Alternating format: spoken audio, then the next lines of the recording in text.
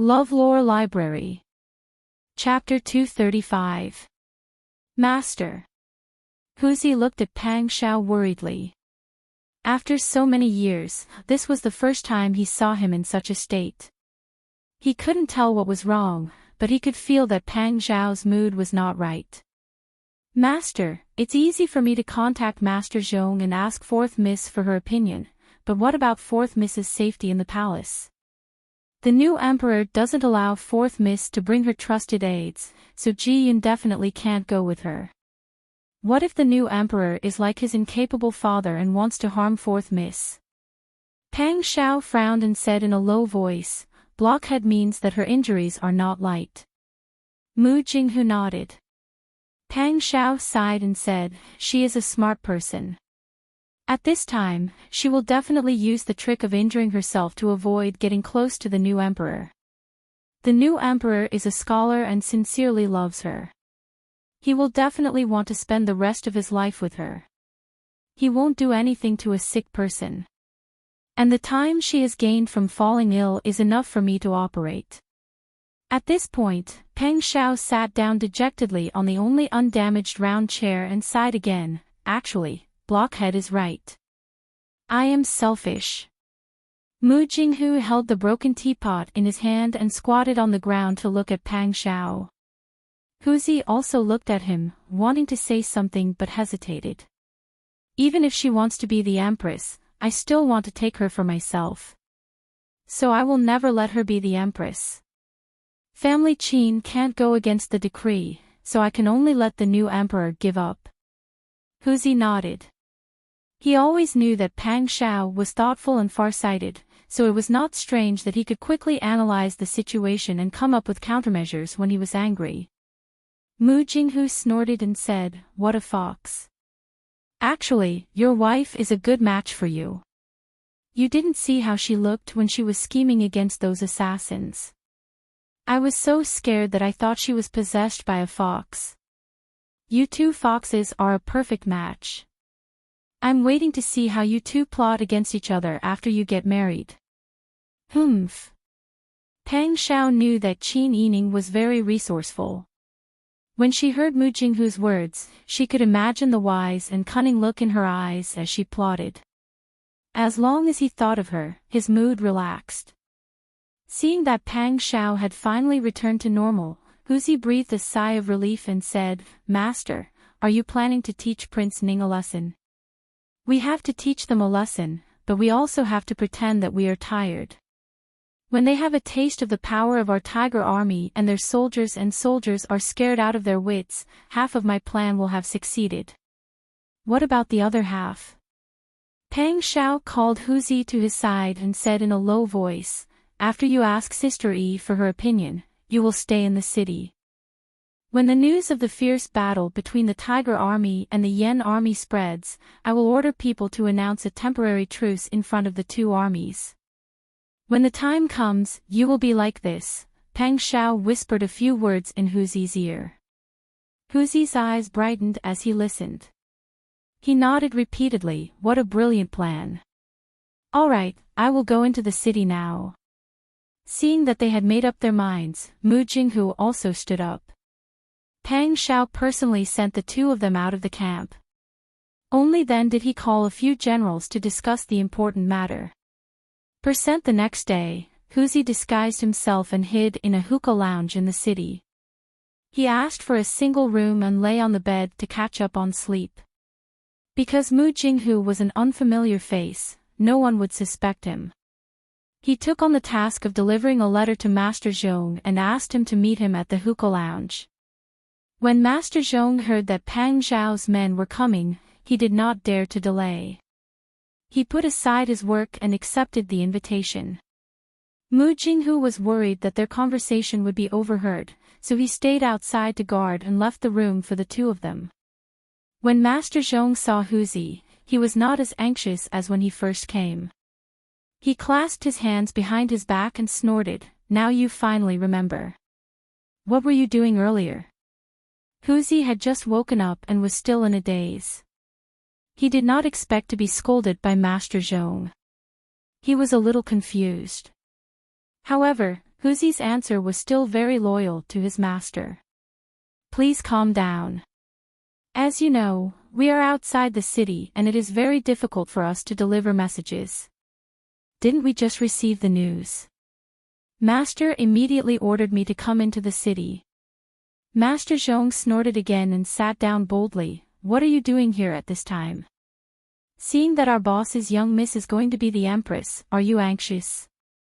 Your family has suffered so many hardships, but I don't see your master being anxious. Now you are anxious to come. Master Zhong glared at Huzi and counted with his fingers. My boss is both talented and beautiful. She has a good family background, is resourceful, and is virtuous and filial.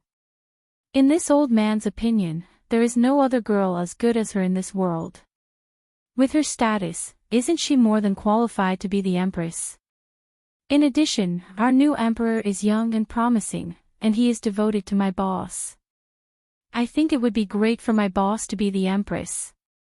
Could it be that your master saw that my boss is going to be the empress and was jealous and wanted to stop her?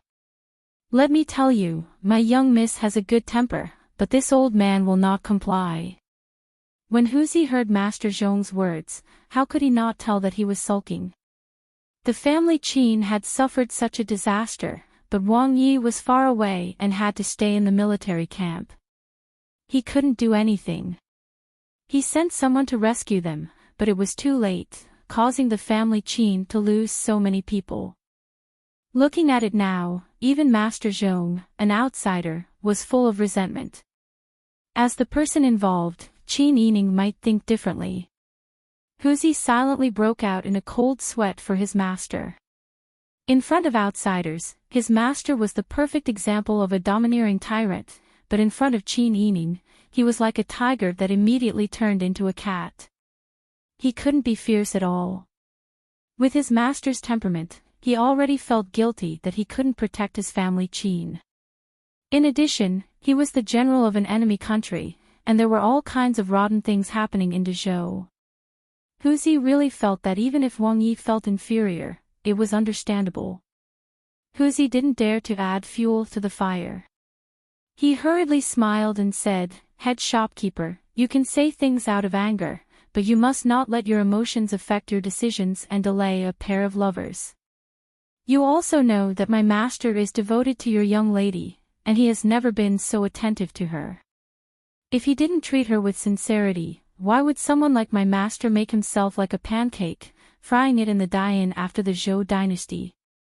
He's crispy on the outside and tender on the inside, making himself look like a fried fish." Master Zhong was amused by Huzi's words. Pancakes and fried fish. You haven't eaten yet, have you? Huzi smiled shyly and secretly sighed in relief. Master ordered me to risk my life to come here and ask Master Zhong for a favor. This matter concerns the happiness of our two masters. Please do your best. Master Zhong listened to Huzi's words. Even though he felt that Qin Yining was unfairly treated, he couldn't delay the overall situation. He said, "Go ahead."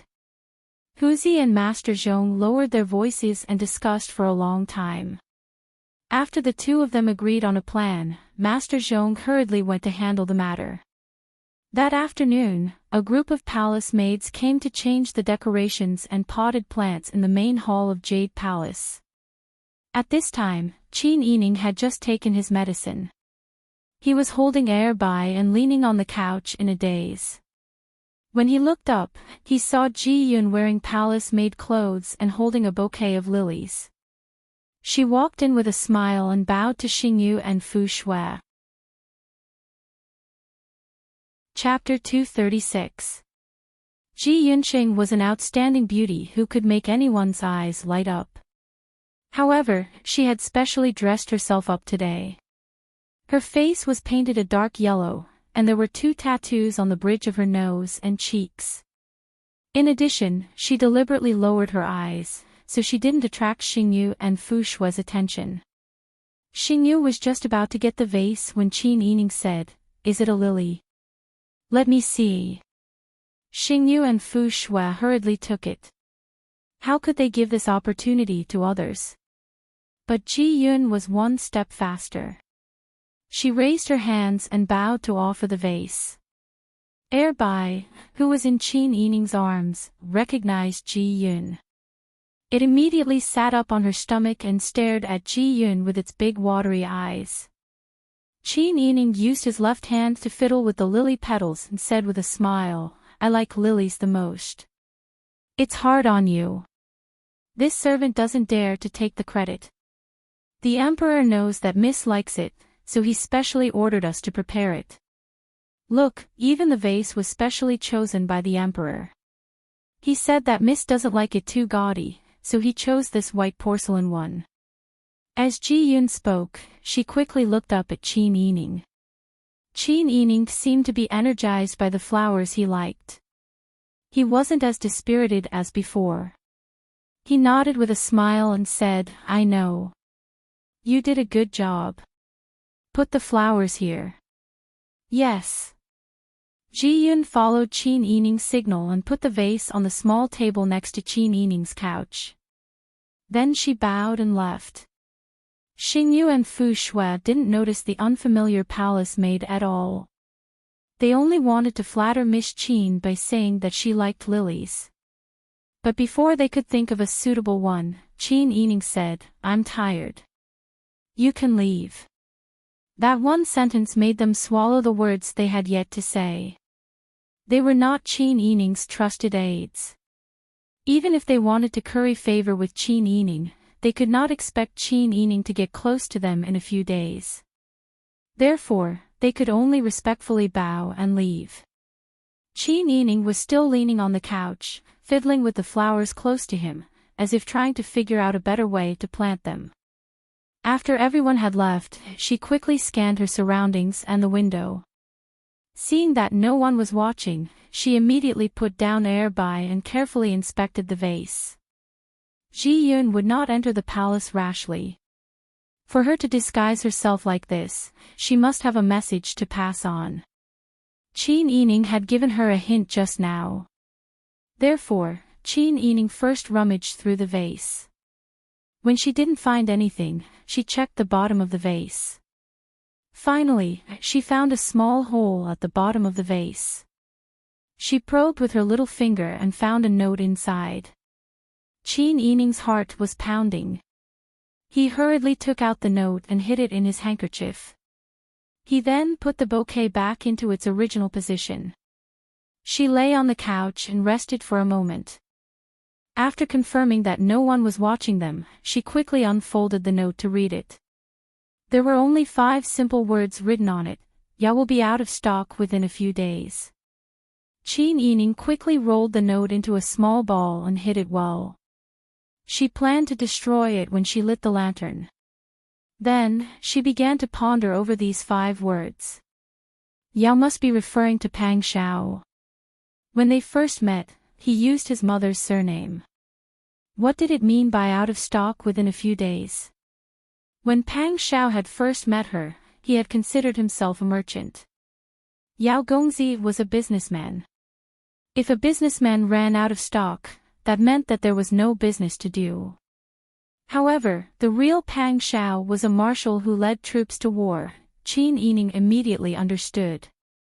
These 5 words were to tell her that Pang Xiao would be stopping the war within a few days. But why would they stop the war? Ji-Yun was one of Pang Xiao's people.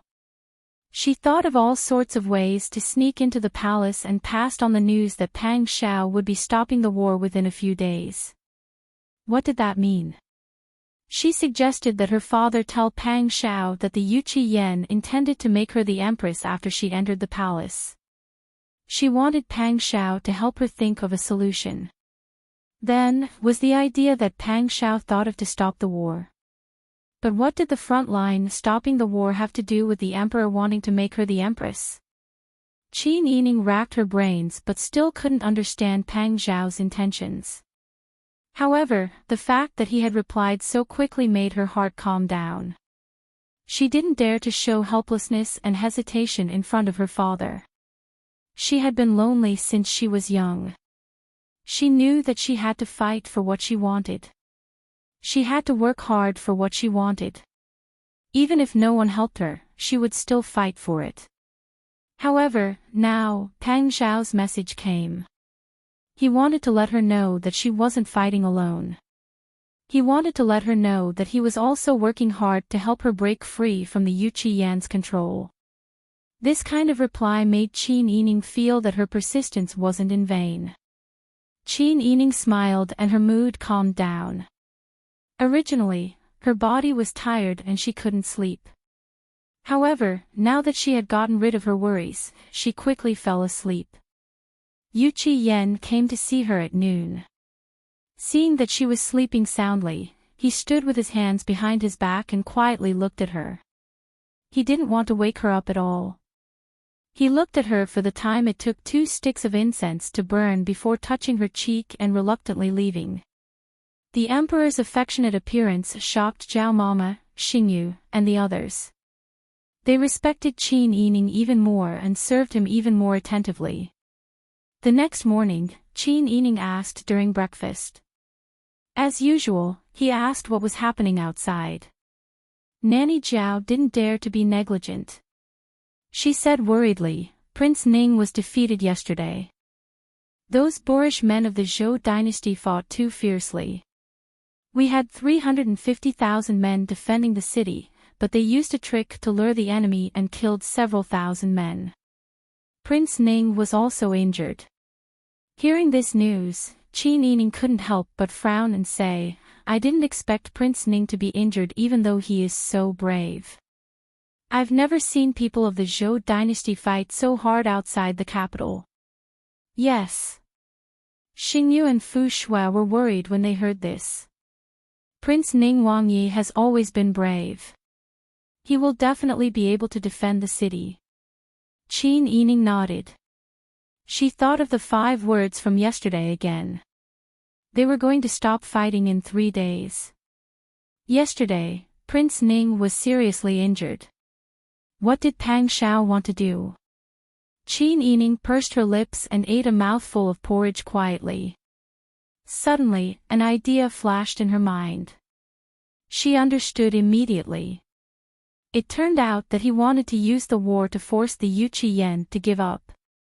Qin Yining held the ivory chopsticks tightly. It took her a lot of effort to maintain her original appearance. However, she was already looking forward to it. Thinking about Pang Xiao's handsome face, she actually looked forward to meeting him like she never had before. They had been separated for a long time. The news that Prince Ning was injured and the defenders were defeated had spread all over the city. However, there was another rumor in the city this time. It said that Prince Ning was very skilled in martial arts. Although he had suffered some losses, he had also severely injured the Tiger Army. At the same time, there was news from Xihua City. The Tiger Army announced that they would stop fighting and wait until after the coronation ceremony of Emperor Yuan Kang. This was because the young lady of the family Qin was personally appointed by the Tianjizi. She was the holy maiden who could protect the fate of the country. Now that she was protecting the Dian, it would be too difficult to fight. Therefore, the Tiger Army planned to wait until this protective talisman got married and lost the ability to protect the country before starting the war. That way, the Tiger Army would be able to achieve twice the result with half the effort. The idea that Miss Qin couldn't protect the country once she got married was forcefully instilled in the minds of the people. The news that Emperor Yuan Kang wanted to make Miss Qin his empress had already spread among the people. What should we do? If the emperor really makes Miss Qin his empress, then Miss Qin won't be able to protect the Dian. Miss Qin is the holy maiden. If the holy maiden gets married, she will lose the ability to protect the country. The emperor can't marry Miss Qin for the sake of the country. People were discussing this among the people and on the streets. Chapter 237. Yuqi Yan sat upright on the throne, his face as calm as water. He watched as the officials came forward one by one to advise him, saying things like, for the sake of the stability of the country, and for the sake of the people, and asking him to carefully consider the empress candidate. But Yu Qiyan knew that these people were just afraid of being implicated. He used to think that as an emperor, he had to love the people like his own children, and as an official, he had to serve the country wholeheartedly. But now that he was sitting in this position, he felt that things were not as simple as he thought. He loved the people like his own children, but his people only cared about their own safety when they encountered problems, and didn't care about his wishes at all. It was just a rumor, but his people could deprive him of a lifetime of happiness. If he didn't listen to the people's will, then he would have to bear the burden of being an incapable ruler. Perhaps some people would say that he was like the retired emperor, only knowing how to get close to women, but not the people's hearts. And his officials, each with their own thoughts, only cared about their own interests, and even tried to use morality to kidnap him. They said something like, for the sake of the stability of the country, for the sake of the people. Would their country perish if he married Qin Yining? At this time, Yu Qiyan really wanted to fiercely slap these people's faces with their serious words. But what remained of his reason told him that he couldn't do this. He had just ascended to the throne, and his country hadn't stabilized yet. If he offended these officials now, it would be difficult for him to advance in the future. Yu Qiyan closed his eyes, and for a moment, he was so angry that his eyes began to burn. The hall was completely silent. The officials carefully observed the emperor's expression. After a long time, Yu Qiyan opened his eyes and looked at Qin Huaiyuan, who was standing at the head of the civil officials. Beloved official Qin, what do you think should be done? Qin Huaiyuan only needed to look at Yu Qiyan's expression to guess what he was thinking, and couldn't help but secretly shake his head again. After all, the emperor was a free and easy scholar. He didn't care about politics, and he didn't have any talent. When he encountered problems, he didn't deal with them rationally, but emotionally. If this continued, what would happen to the country's fortune? Qin Huaiyuan cupped his hands and bowed. This subject does not dare to make any rash comments. Your Majesty will make a clear decision. The courtiers were all silently cursing in their hearts. If the emperor was smart, he wouldn't have asked Qin Huaiyuan this question out of dependence. After all, everyone was discussing whether Qin Huaiyuan's daughter should be the empress or not. How would Qin Huaiyuan answer the emperor's question? When Yu Qiyan heard this, he realized that he had asked a stupid question. Apart from the awkwardness, his mood became even worse. If he nodded now, then Qin Yining would no longer belong to him. The Yu Qiyan could only make a last-ditch effort. The Tianjizi's assessment of Miss Family Qin is still unverified. If a little girl can protect the country's security, then what do we need men for? What did he want the soldiers at the front lines to do? This is complete nonsense. Reporting to Your Majesty, what we should be discussing now is not whether the Tianjizi's assessment of Miss Family Qin is true or not, but whether the people already believe it. An old courtier stepped out of his office and kowtowed. The foolish people are ignorant, but are you also ignorant? How can you follow what others say? One of the courtiers stood out and said, Your Majesty, the foolish people are ignorant, but they can carry the boat. This subject is not following what others say.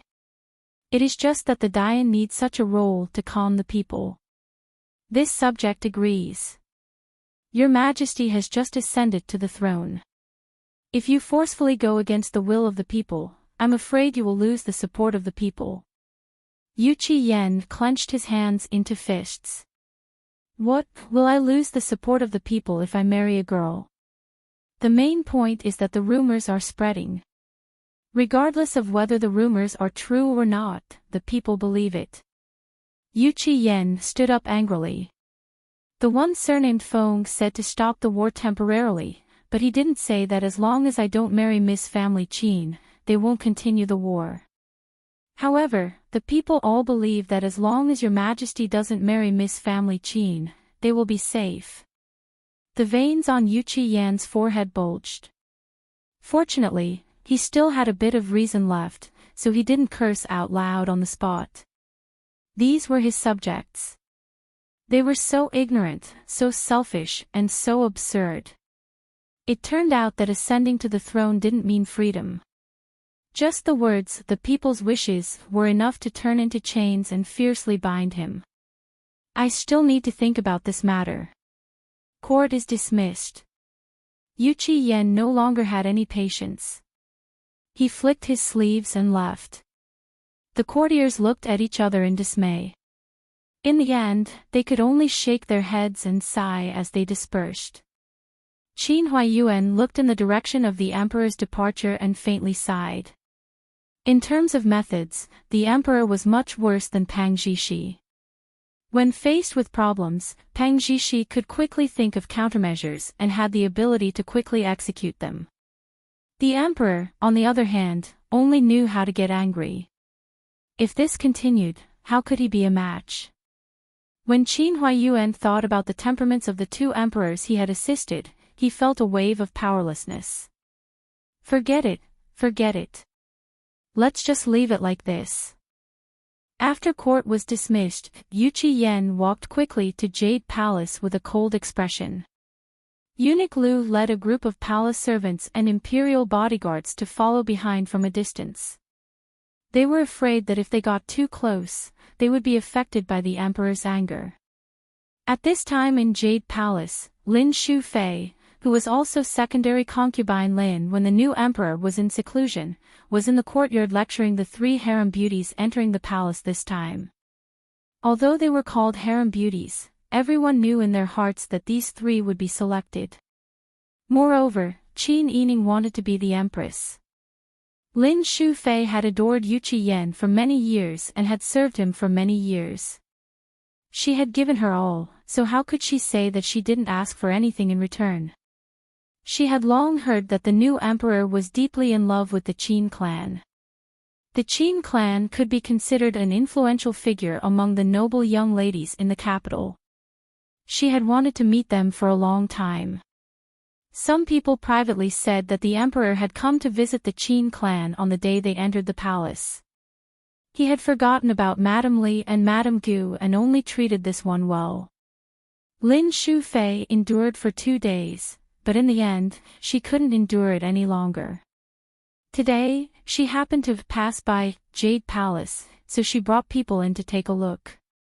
Madame Li and Madame Gu were strolling and chatting in the courtyard, so they immediately came to greet her. As for the Qin clan girl who was rumored to be the empress, she was arrogantly lying in her room and refused to come out. She even made her wait for a long time. This consort has long known that family Qin produces beauties. Younger sister Qin is truly outstanding. It's no wonder that the emperor has fallen in love with you.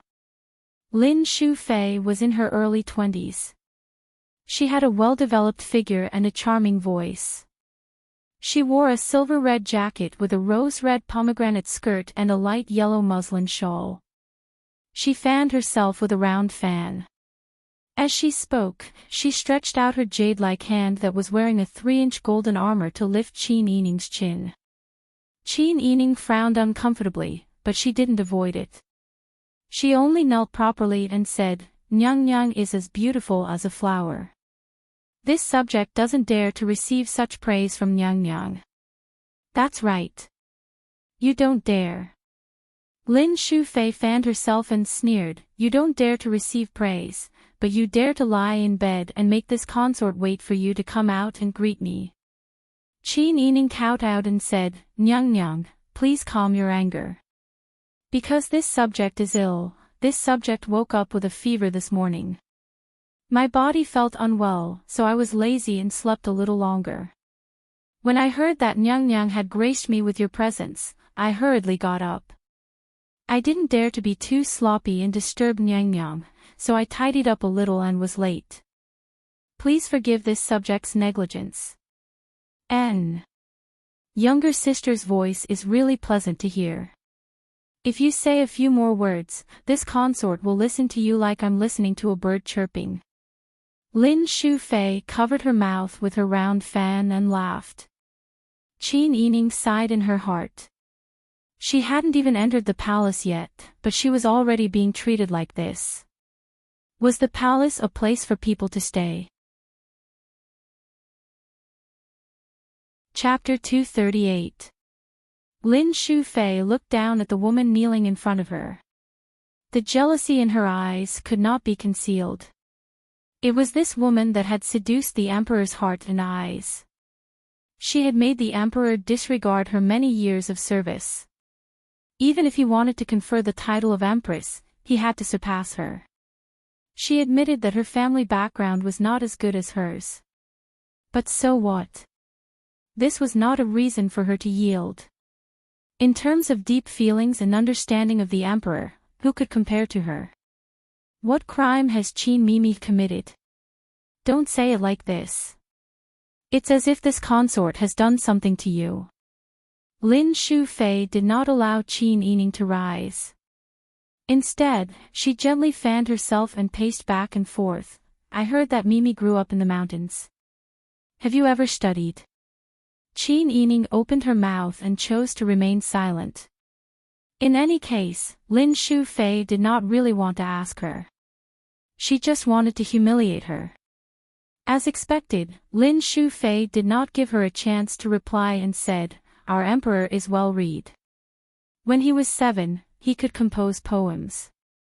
When he was 8, he could write well. If Mimi does not have any knowledge, I'm afraid you won't be able to serve the emperor well." Gu Chang, who was standing to the side, revealed an indifferent sneer. Li Yanyan frowned and said, "Shu Fei Nyang is right. However, a woman without talent is virtuous. Serving the emperor is not to be the top scholar. As long as the emperor values Qin Mimi, there is no need to consider anything else. Li Mimi is quite eloquent." Lin Shufei sneered. It seems that Duke Ongwa's Fu and Grand Preceptor Qin's family have a good relationship. Li Yanyan smiled faintly, replying, "Nyang, this subject's daughter and Qin Mimi have a good relationship. It's hard for you to have such a deep sisterly relationship. However, Li Mimi is right. A wild girl from the countryside doesn't even know how to read a basket of characters. Don't ask her to understand the rules. As long as her appearance is passable, it's fine as long as she doesn't obstruct the scenery of the palace." Li Yanyan was greatly angered by Lin Shufei's words. She lowered her eyes and frowned. Before she could find anything to refute, Qin Yining spoke first. "Shu Fei Niang is right. This subject's daughter is vulgar and not worthy of serving the emperor. But the emperor is a person. His Majesty's daughter's daughter. Nyang, please be careful with your words and don't try to guess His Majesty's intentions." A big hat of guessing the emperor's heart was placed on her head. Compared to what Li Yanyan had said just now, Lin Shufei felt even more stifled. Lin Shufei was speechless and sneered, "The daughter of wise Pan and is indeed extraordinary. Not everyone can have such a glib tongue. Don't tell me you used your glib tongue to confuse the emperor. His Majesty is wise and wise, how could he be confused by a few words? Or is it that Shu Fei Nyang thinks that the emperor is such a muddle-headed person? You! How impudent! Men, slap her mouth." Lin Shufei was so angry that her face and ears turned red. She shouted for the attendant to slap her. Seeing that the situation wasn't good, Jiao Mama hurriedly rushed forward to block in front of Qin Yining. She forced a smile and said, "Imperial concubine Shu, please calm down. No matter how angry Imperial concubine Shu is, it's not good for you to punish the harem in Jade Green Palace, right? If His Majesty finds out, he will definitely be furious. What will Nyang do at that time? This concubine is disciplining the harem. Jiao Mama, please don't interfere." Lin Shufei's voice softened a bit. In the end, she didn't dare to offend the emperor's wet nurse. However, Her unyielding attitude didn't change. She glared fiercely at her trusted attendant. That attendant walked forward and swung his hand to slap her. How could Qin Yining be willing to be wronged? She quickly calculated in her mind. Her hand had already grabbed that attendant's wrist. His hand stopped right next to her cheek and couldn't move an inch further. The attendant cried out in pain. Qin Yining's fingers were on his wrist and he was using a lot of strength. In addition, he had punished palace maids many times before and he had never seen anyone retaliate. In his shock and pain, he couldn't help but turn around to look at Lin Shufei. Looking at her didn't seem to be a big deal. The attendant was so frightened that he fell to his knees. Your Majesty, everyone was gathered around Qin Yining with their backs to the palace door. They didn't notice when the emperor had arrived behind them. They also didn't know how long he had been watching for. Qin Yining's line of sight had been blocked by the crowd and he didn't notice Yu Qiyan's arrival. Lin Shufei turned around and saw Yu Qiyan standing there with his hands behind his back with a heavy expression. Her heart skipped a beat. She had heard that the emperor was very fond of this person from the Qin family, but she had served him for so many years. She wouldn't lose to a newcomer. Lin Shufei calmed herself down and then delicately knelt down. This concubine greets the emperor. This concubine greets the emperor. Li Yanyan and Gu Chang also bowed. The palace servants all knelt on the ground. They all lowered their heads, not daring to look directly at the emperor's face. They shrunk their shoulders in fear of being affected. The wrinkles between Yu Qiyan's brows furrowed even deeper. It made his graceful and refined face seem even more imposing. He walked forward with large strides. First, he supported Qin Yining's uninjured left arm and lifted her up. Then, under everyone's shocked gaze, he bent down and patted the dust off her dress. Qin Yining pursed his pale lips and took a step back. Yu Qiyan, however, did not allow her to retreat. He followed closely behind and held her arm without letting go. He turned around to look at Lin Shufei. Why did you come here? Lin Shufei didn't receive the decree and didn't dare stand up. She only knelt on the ground and smiled as she replied, replying to the emperor, this concubine was taking a walk today and happened to pass by Jade Green Palace. I thought that my younger sisters would be entering the palace, so I came in to take a look.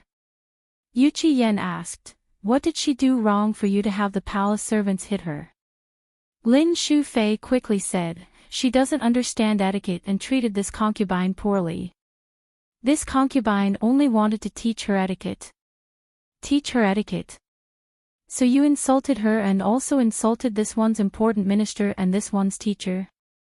Who gave you the guts? Lin Shufei's beautiful face immediately turned pale.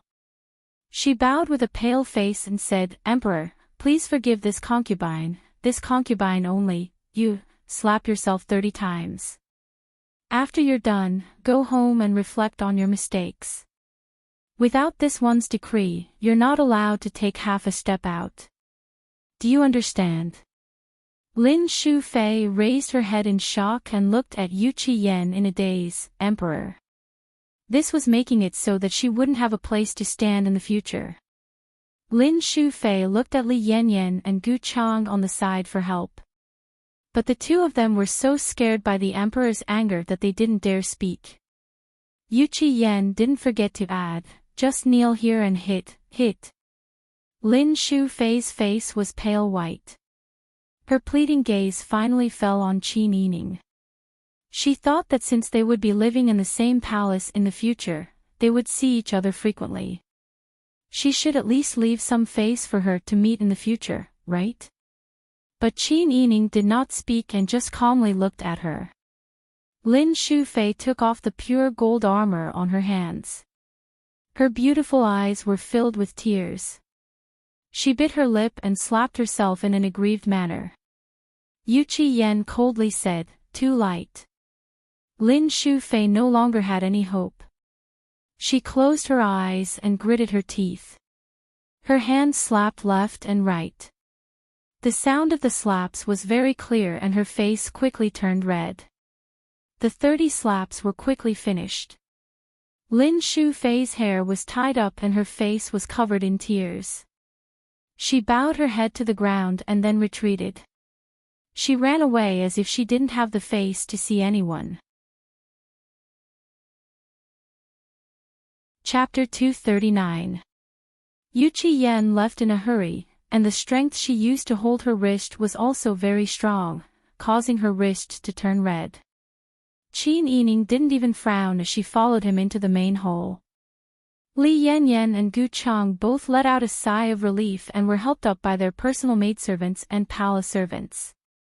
The two of them looked at Yu Qian and Qin Yining's backs with a complicated expression. The emperor loved the Qin clan so much. If she entered the palace, would the two of them still have a place to stand in the future? Eunuch Lu followed them in and stood in the outer hall.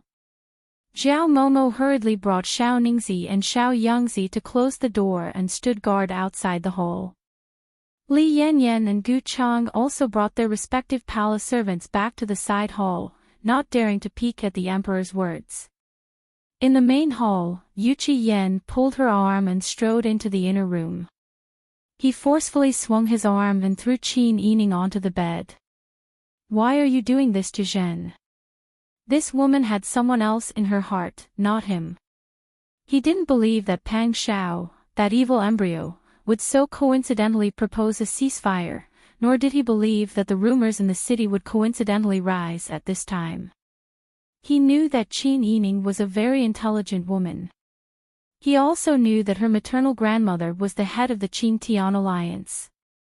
Although the Qin Tian alliance had already been disbanded, he thought that if there were any rumors, Qin Yining could find someone to help.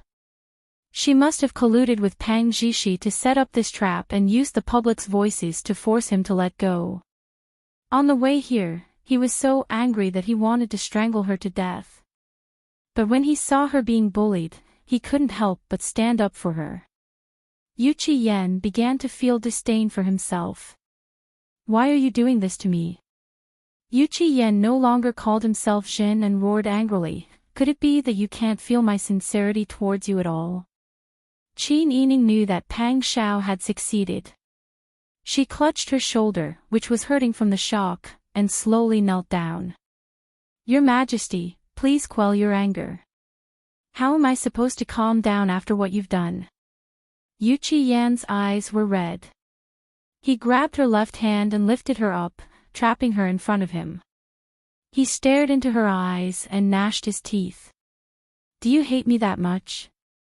Was the person with the surname Yun that good? Tell me, how am I inferior to him? Tell me. The tips of their noses were almost touching. The unfamiliar man's scent made Qin Yining extremely uncomfortable. She twisted her body and tried to break free from his grip, but Yu Qian refused to let go. Your Majesty, this subject's daughter has never deceived you. This subject's daughter has no romantic feelings for you. So you colluded with the enemy's general to set up this trap for me to fall into. I didn't. You didn't. Believe it or not, I'll punish your entire family. If your Majesty doesn't believe me, you can go and investigate. This subject's daughter didn't even bring her personal maidservant with me when I entered the palace. Even if I wanted to, I wouldn't be able to. If your Majesty wants to punish someone, you must at least have evidence. Could it be that your Majesty wants to imitate retired emperor's ability to misrepresent a deer as a horse? How dare you? How impudent! This subject's daughter doesn't dare. Qin Yining lowered her eyes. Looking at the person in his arms and breathing in the faint fragrance of her body, Yu Qian's eyes were already red. He tightened his arms, wishing that he could choke her to death in his arms or break her slender waist. However, Qin Yining fearlessly said, Your Majesty, what's the situation outside right now? You've just ascended the throne, so you should also plan for the stability of the country. Her calm words were the last straw that broke the camel's back. Yu Qiyan's emotions suddenly collapsed. What kind of emperor am I? I'm swayed by public opinion and threatened by my subjects. I can't even obtain the woman I love. What's the point of being the emperor? As he spoke, his tears uncontrollably flowed out. He fiercely pushed Qin Yining away, grabbed his hair with both hands, and screamed, I don't care if I don't become the emperor. I don't care if I don't become the emperor. Qin Yining was pushed back and tripped over the step in front of the bed. She bumped into the low cabinet behind her, and the white porcelain spittoon box fell to the ground and shattered into pieces. Her hand happened to press on the broken porcelain, causing her to frown in pain. She sighed and looked at Yu Qiyan with a bit of pity and guilt. But she couldn't be cruel to this person. Otherwise, she would be disloyal to her love. Your Majesty, who isn't bound in this world? How many people could live a free and easy life? The common people are like this, and the emperor is also like this. Everyone is born with their own position. Just like the actors on the stage, everyone has their own position. Even if they don't want to, they still have to follow the script and sing their own play. Otherwise, everything will fall into chaos, the play won't be able to continue, and life won't be able to go on. Your Majesty was born into the imperial family, so you are destined to have this kind of fate. Yu Qiyan's hair was messed up by his own hands, and his face was still covered in tears.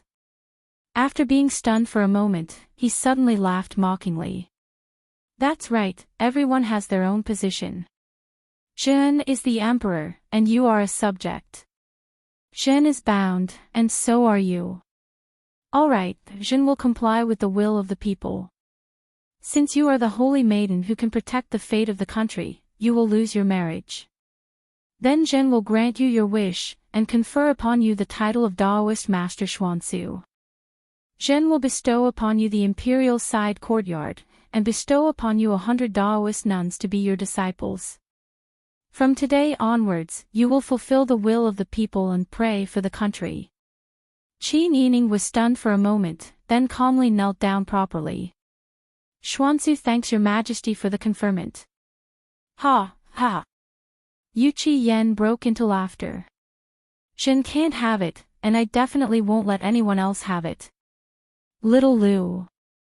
Why aren't you sending Daoist Master Xuanzu to the side courtyard to cultivate? Eunuch Lu was in the outer hall and had clearly heard the argument between the emperor and Qin Yining. He was so scared that he was sweating profusely and trembling like a sieve. Hearing the emperor's summons, he immediately wiped away his sweat and carefully bowed as he came in. This servant obeys. Daoist Master Xuanzu, please. Qin Yining bowed, then stood up and followed Eunuch Lu outside. Yu Qiyan looked at Qin Yining's back.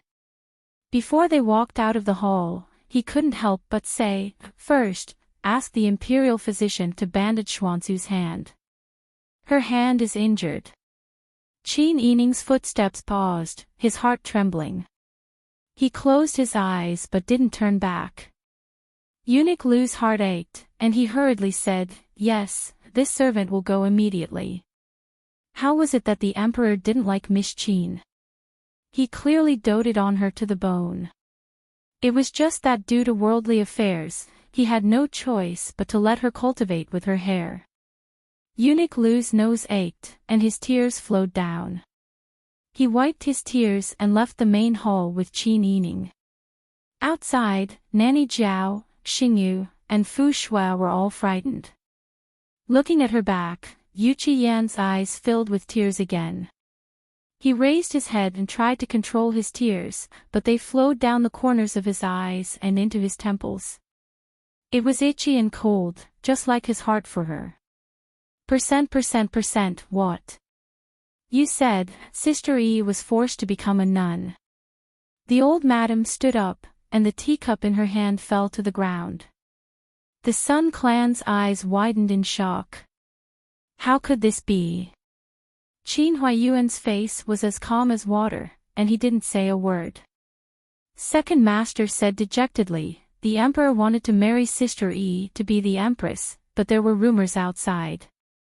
The emperor couldn't go against the will of the people. He didn't want anyone else to have a woman he couldn't have, so he conferred Sister Yi the title of Xuanzu Taoist master and changed the imperial residence into the Xuanzu temple. He also bestowed 100 Taoist nuns to Sister Yi, and ordered Sister Yi to cultivate with her hair and pray for the country. Chapter 240. Second Old Master's words made the whole family fall into silence. After a long time, the Sun clan recovered from the shock and said in a panic, "How could this be? Sister Yi is a young girl. How could the emperor be so cruel? Even if the emperor can't marry Sister Yi because of the people's wishes, he can't ruin her life like this." Old Madam was so angry that her face turned pale. After the disaster, the family had fewer children and grandchildren. Old Madam paid more attention to the remaining bloodline. Qin Yining was Qin Huayuan's only legitimate daughter. She still hoped that she could enter the palace as the empress so that the Qin family status could steadily rise. How could this happen? The Zhou dynasty's thieves are too despicable. Why did they do this? They harmed others without benefiting themselves. They caused my sister Yi to be unable to become the empress. Heavens, why is my life so miserable? Why is my life so bitter? Old Madam immediately beat her chest and stamped her feet as she cried. Second Old Madam also wiped her tears. The Zhou dynasty was despicable and the people were ignorant. They believed those rumors. Our sister Yi has suffered so much. She has only reached marriageable age. Could it be that she can only cultivate for the rest of her life without hair? The Sun clan grabbed Qin Huayuan's hand in a panic. Old Master, quickly think of a way. What should Sister Yi do? My poor Sister Yi. The whole family looked at Qin Huayuan expectantly. After several disasters, Qin Huayuan's position as the head of the family was more stable and he was more trusted. Qin Huayuan frowned and said, "Don't panic. The emperor let Sister Yi cultivate with hair and gave her the Taoist name Xuanzu. However, her name was not recorded in the monk's record bureau. The residence was given to the imperial family and the name was changed temporarily. It can be seen that Sister Yi's identity is only a lay Buddhist." Everyone calmed down a little after hearing this. Only then did they realize. Taoist sects had different inheritances. Each sect was divided into two types, monks and fire abodes. A Taoist priest who became a monk had to live in a temple, observe fasting, and abstain from marriage, just like Fairy Lu in the past. The Taoist priests of the fire abode had more freedom. They could live in the Taoist temple, or they could live alone. They could abstain from fasting, but they were free to marry. Just like many Taoist sects, the son would inherit the father's business. Qin Huayuan's calm analysis calmed everyone down. It seems that the emperor still hasn't given up on Sister Yi. Third Master, who had been silent for a long time, frowned and said, "If His Majesty doesn't want Sister Yi to marry, His Majesty can force Sister Yi to become a nun. However, His Majesty only wants Sister Yi to be a layperson. He's leaving himself a way out." Exactly. When Old Madam heard this, she was relieved. Her worry turned to joy as she said, "So, His Majesty ordered the imperial family side courtyard to be changed to Xuanzu Temple in order to gain a favorable position.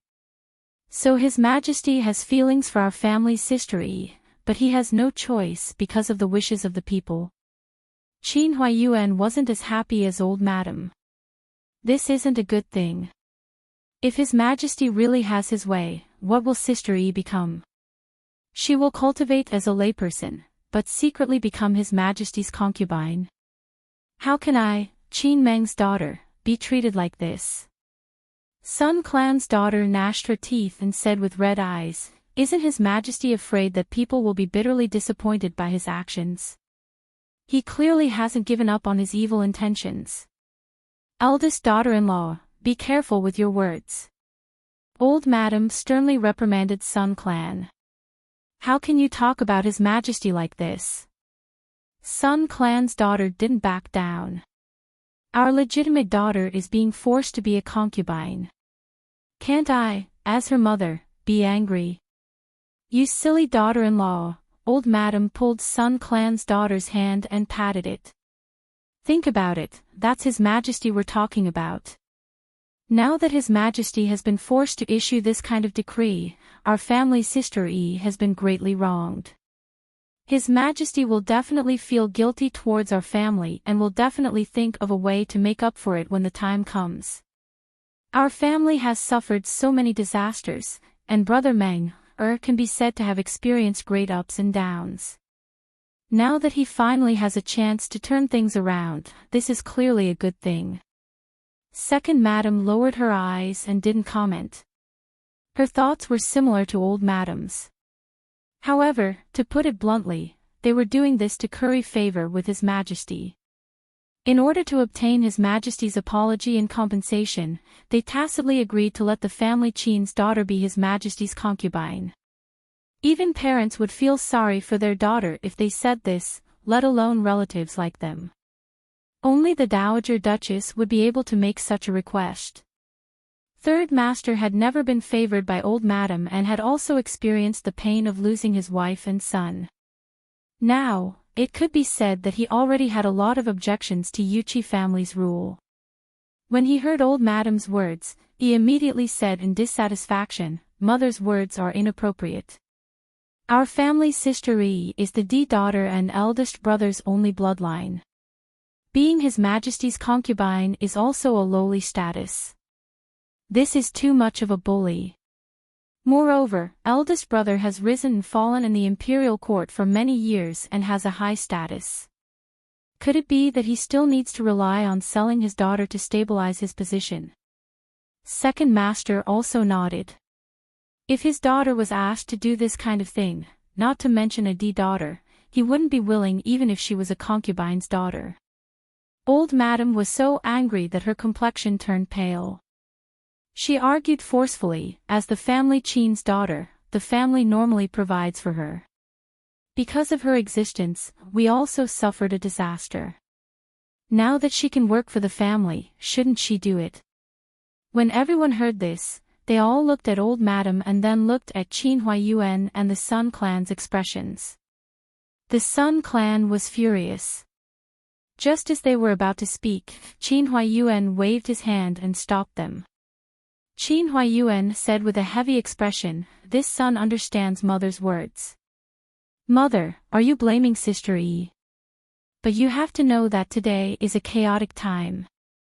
With my position in the imperial court, it's only a matter of time before I encounter assassinations and robberies from other countries. Sister Yi was only forced to bear this title.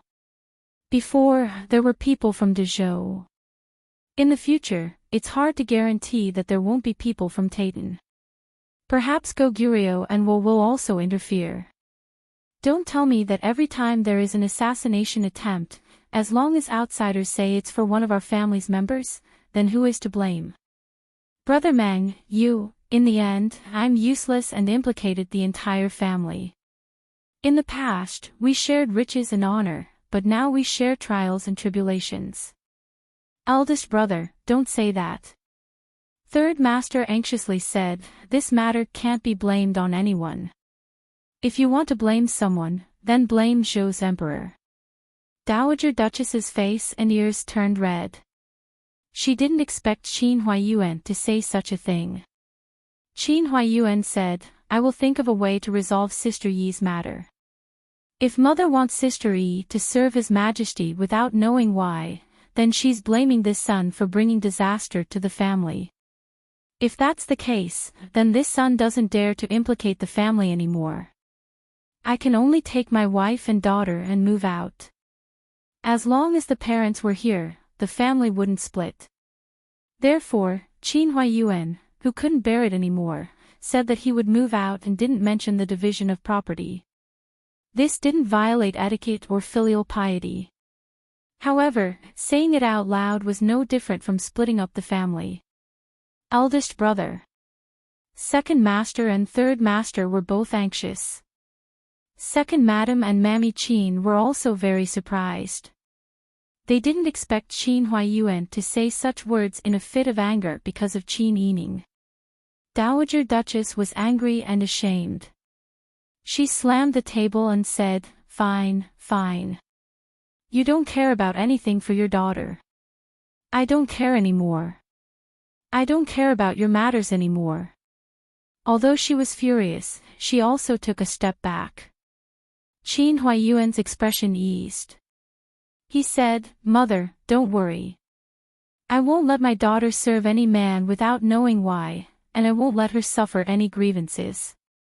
He turned around and said to the Sun clan, "Go tell the people who serve Sister Yi at the Shuoran Pavilion to bring Sister Yi's usual things and her luggage. Later, come with me to the Imperial side courtyard." His Majesty didn't decree it. "Can we go?" The Sun clan was a bit worried. Qin Huayuan said seriously, "His Majesty said to let Sister Yi cultivate. He didn't say that we can't send things to her." "Yes." The Sun clan was relieved. "Master, this concubine also wants to go." Chapter 241. Qin Huayuan left with the Sun clan and went straight to the Shuoran study. When old madam thought of Qin Huayuan's angry appearance just now and even said that he would move out for Qin Yining, she felt an indescribable grievance in her heart. She grabbed second madam's hand and cried again. She used to like her clever and sweet-tongued youngest daughter-in-law the most. Now that her youngest daughter-in-law had passed away, old madam's trusted aide had become second madam, who was good at listening. In short, she still looked down on the Sun clan the most. When second master and third master saw old madam holding on to her daughter-in-law and criticizing their eldest sister-in-law, they looked at each other and left. In the Shuoran study, Sun clan members wiped their tears and helped Qin Yining pack up his luggage with their maidservants. They talked about today's situation while chatting, which made Qiu Lu and Bing Tang very angry. Qin Huayuan called Ji Yun to talk in the courtyard. After he explained the situation to Ji Yun in detail, he said, "Sister Yi is living in another courtyard. Although there are 100 Taoist nuns living with her, they are still strangers. Moreover, His Majesty's meaning is very clear. Sister Yi is living in her own courtyard and is separated from those people. Therefore, I am very worried about her safety." Ji Yun was smart and understood immediately. Marquis is worried that His Majesty will visit from time to time. Qin Huayuan nodded. If His Majesty visited, it would be hard to predict what would happen. Ji Yun was so angry that her face turned red. She really wished that she could tell Wang Yi and ask Wang Yi to directly kill that dog emperor. Qin Huayuan continued, "Also, Sister Yi is living alone in another courtyard. It's obvious that they will be a target. If someone tries to assassinate her, I'm afraid it will be difficult to handle. I will go back and ask His Majesty to send more guards. As for Sister Yi's side, I will have to trouble you and young Master Mu." Ji Yun was overwhelmed by the favor. She saluted and said, "Marquis, you must not be so courteous. Nubi really does not deserve it. This servant is following orders to protect Miss, and this servant is doing so willingly." Ji Yun was full of admiration and respect for Qin Huayuan's conduct. After thinking for a while, she said in a low voice, "Marquis can rest assured about Mrs. safety. A few days ago, something happened in the manor and Wang Yi was scared out of his wits. He blamed himself endlessly and specially sent 4 of his Jinghu Wei over. Previously, when Miss was living in the manor, the 4 Jinghu Wei were always around. Jinghu Wei is Wang Ye's personal bodyguard. They are elite selected from the Tiger Army, and each of them is an expert who can take on 10 people at once. Since Miss is staying in the imperial residence, the 4 of them will probably think of a way to disguise themselves and go there. As for young Master Mu, he is a person of Jianghu and a new face. If he stays by Mrs. side, he won't attract any attention. That's why Wang Yi kept him in the open. Young Master Mu's martial arts are much better than Jinghu Wei's. Let me tell you, even if our Wang Yi uses all of his strength, I'm afraid he can only fight to a draw with young Master Mu, who is in a leisurely state. Young Master Mu is also a kind and honest person. That's why Wang Yi felt assured and asked him to help. Qin Huaiyuan nodded. Although all of this was within his expectations, when he heard Ji Yun say it, he still couldn't help but sigh with emotion. So little Wang Yi has arranged everything properly. I've also troubled him. Ji Yun said with a smile. Wang Yi is sincere to Mississippi. How could he not be attentive? Since that's the case, I can rest assured that Sister Yi will live in the imperial side courtyard. Qin Huaiyuan pondered for a moment, then said, I'll go and have an audience with His Majesty later. I'll send some guards over to Yi. You can call the ferocious tiger guards and blend in with the guards I've chosen. This way, it'll be more convenient to do things openly. As for their identities, just say that they're martial artists that I've hired from Jianghu with a large sum of money. If anyone asks in detail, tell them not to say anything more. Tell those who are curious to come and ask me directly. Yes, Marquis Yi is thoughtful. This can't be better. Ji Yun was full of praise for Qin Huaiyuan's actions. It was precisely because she had such a smart, decisive, and knowledgeable father that her miss could be so outstanding, right? While the two were talking, the Sun clan had already finished packing their luggage. Bing Tang and Qiu Lu had also loaded their daily necessities into the carriage. Qin Huaiyuan ordered people to prepare the carriage. Together with the Sun clan, they transported Qin Yining's maidservants and daily necessities to the side courtyard. The imperial side courtyard was located in the inner city of the capital. It wasn't far from the imperial palace. It was built in the northwest direction of the imperial palace, facing the lake. It was a very magnificent garden. When they entered the side courtyard, the first thing that entered their eyes was a dark green lake. A white marble arch bridge crossed Failing Lake. On the opposite side of the lake, there were 2 green mountains with pavilions, terraces, and pagodas. With their backs against the green mountains and their faces facing the clear water, they looked very luxurious. An extremely luxurious garden was built around the lake. A white marble path meandered between the flowers and green grass. A gentle breeze blew, and the willows on the lake swayed gently. Birds circled in the air, making people feel relaxed and happy. Sun Clan looked at the scenery outside the carriage and said sadly in a low voice, as expected of the imperial side courtyard. Although the scenery is beautiful, isn't it like a golden cage for Sister Yi? Since things have come to this point, we can only rely on Sister Yi to adapt to the situation. She is a smart child. I'm sure she can handle these things well, Qin Huaiyuan said. I hope so. Sister Yi acts like you. It's only because she's like you that I can rest assured. Sun Clan shook her head. I'm useless as a mother. I can't give my daughter a good life. Not only did I not treat her well in the past, I often made her angry and misunderstood her. Before my mother and sister-in-law left, they especially told me some things. If my mother hadn't told me, I wouldn't have known that Sister Yi had helped me deal with so many troubles behind my back.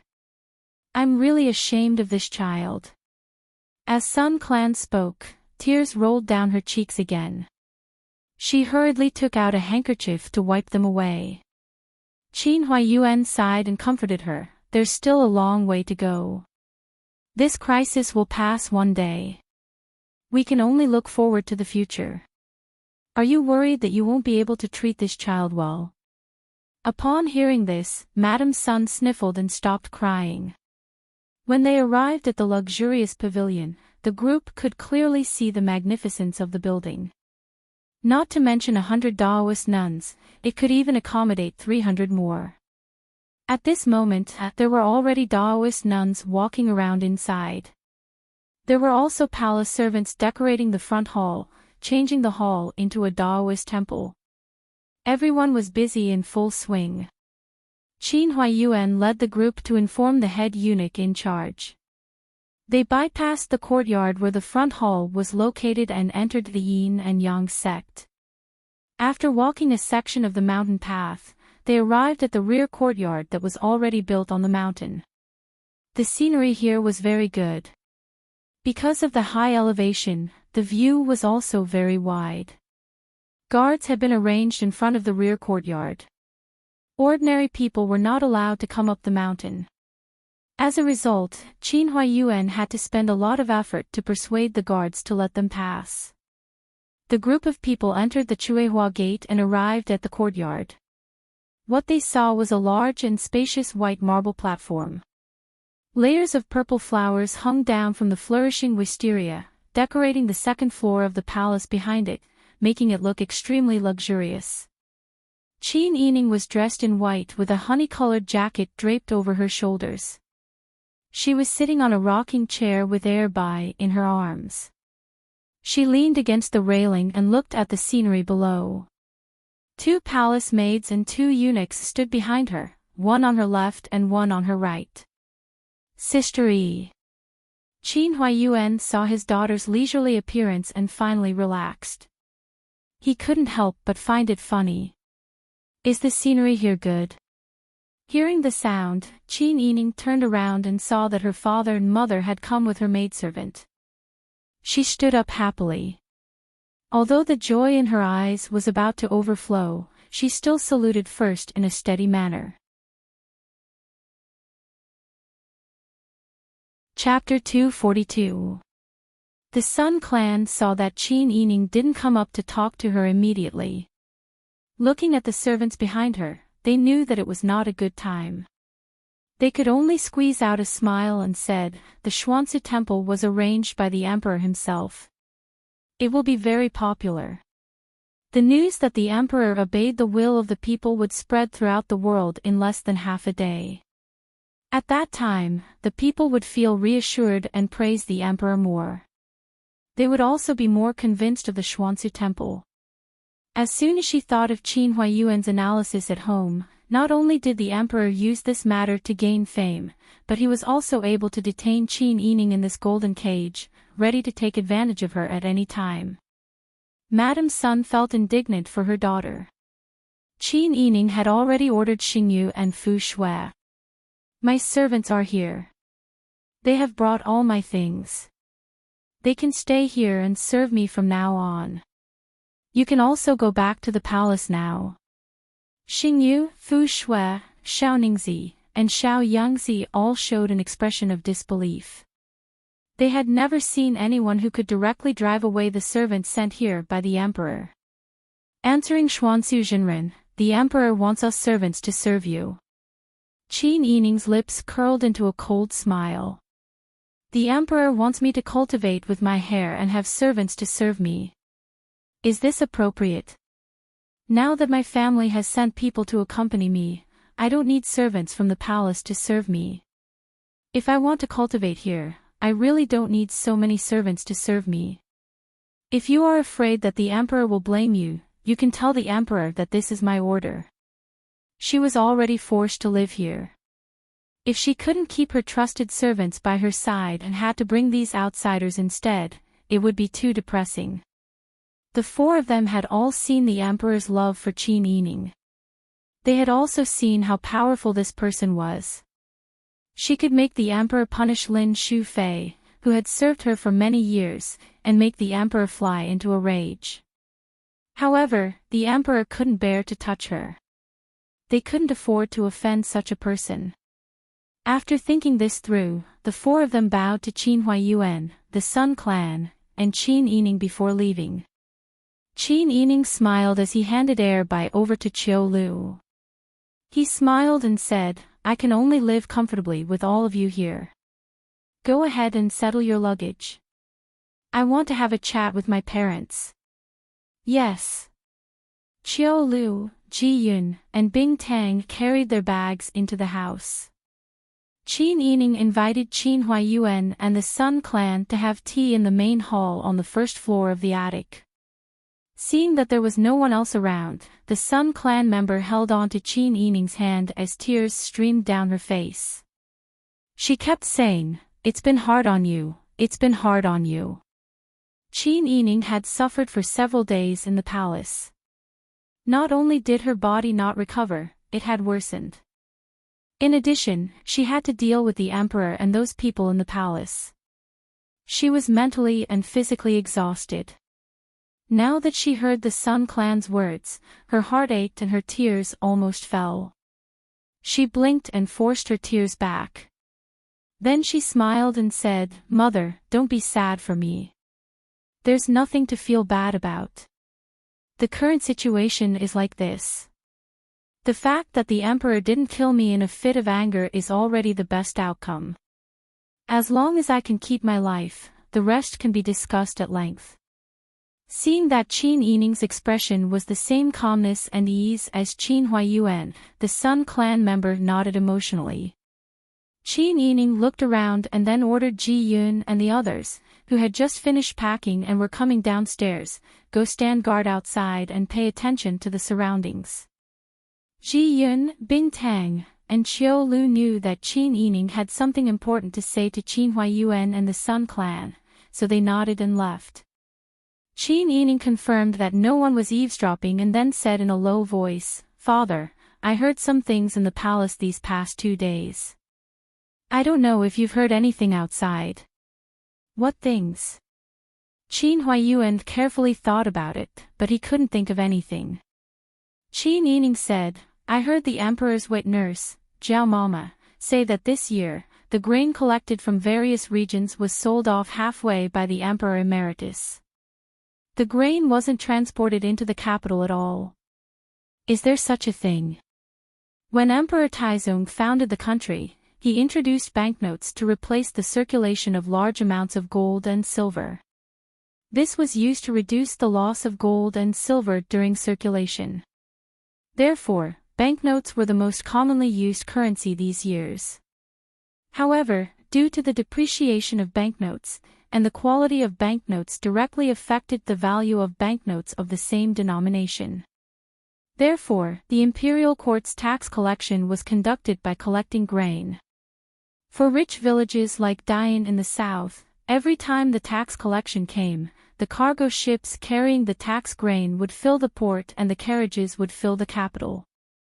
This year's tax collection hadn't arrived yet, so many regions hadn't harvested grain. However, before the emperor emeritus abdicated, he increased several types of taxes.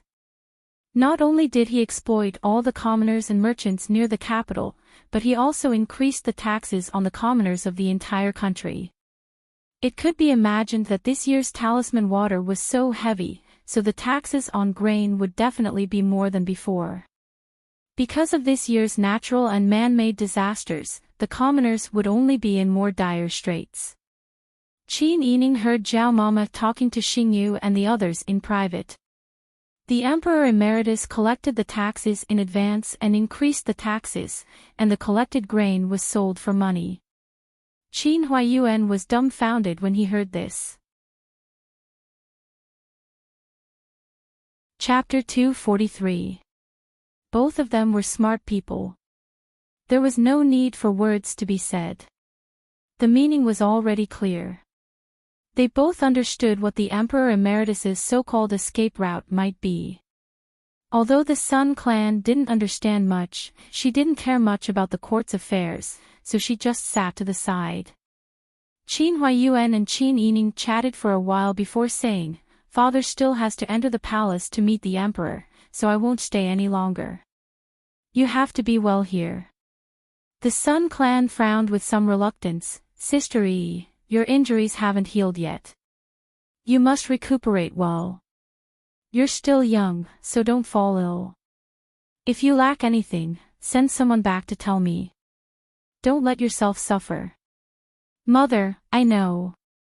Qin Yining hugged the Sun Clan emotionally. She rubbed her cheek against the Sun Clan's shoulder in a spoiled manner. It wasn't easy for her to obtain the Sun Clan's maternal love, so she especially cherished it. She whispered in the Sun Clan's ear, Mother, you have to take good care of yourself at home. Just be a bit more modest towards the old madam. Now that something has happened to me, I'm afraid the old madam will be depressed for a while. Don't face her directly. The Sun Clan secretly thought that her daughter really knew things like a god. She didn't tell her that the old madam had already caused a ruckus, so she didn't want her to worry. She only stroked her long hair and said, Don't worry. Now that the family is like this, everyone just needs to live peacefully. That's good. Qin Yining slightly muttered and whispered, Mother, don't get into a conflict with concubine Chow. Her background isn't simple. When I'm not at home, you have to be careful. You have to discuss with Mother Jean more. You can also secretly ask Mammy Qin for advice. Mammy Qin is the most accurate when it comes to understanding the old madam's intentions. You should ask her more. Okay. The Sun Clan's heart was sour and swollen. How ignorant was she in the past to make her daughter so worried outside? When Qin Huayuan saw his wife and daughter hugging each other and whispering to each other, the look in his eyes softened. Although he didn't know what Qin Yining had said to the Sun Clan, he could guess from the Sun Clan's emotional expressions. They would be the driving force for his future efforts. They were his goal. Although he was disappointed in the court and the imperial family, with them around, his life would not lose its direction. Qin Yining sent the Sun Clan and Qin Huayuan to the Chuehua Gate. Qin Huayuan then said with a smile, These 10 boxing masters are the martial arts masters that I have invited to protect you. From now on, I'll stay here and serve you. Thank you, Father. Qin Yining smiled and nodded. The imperial bodyguards who were originally guarding the gate were in a difficult position. Grand Preceptor Qin, without the Emperor's permission, we don't dare to give permission. Qin Huayuan had a faint smile on his face, but his voice was filled with the oppressive aura of a superior. This official understands that it is extremely difficult. This official will personally discuss this matter with His Majesty. I will definitely not make things difficult for all of you. From now on, my daughter's safety will depend on you all. We don't dare. Please rest assured, Grand Preceptor. We will do our best to protect Reverend Xuansu. The imperial bodyguards saluted in unison. When Qin Huayuan heard the words enlightened Master Xuansu, he felt a sense of suffocation in his heart. However, his expression remained unchanged. He only smiled and thanked the few people before leading Madame Sun, who was crying again, down the mountain. Qin Yining stood in front of the Chuehua Gate, watching his parents leave. He didn't move for a long time. When the imperial bodyguards saw Qin Yining standing there in a daze, they didn't dare to persuade him. The imperial bodyguards were all the emperor's trusted aides. How could they not know how much the emperor treasured this person? Bing Tang put a lotus-colored robe on Qin Yining's shoulder. Qin Yining came back to his senses. He looked at Bing Tang and couldn't help but smile. Bing Tang also smiled.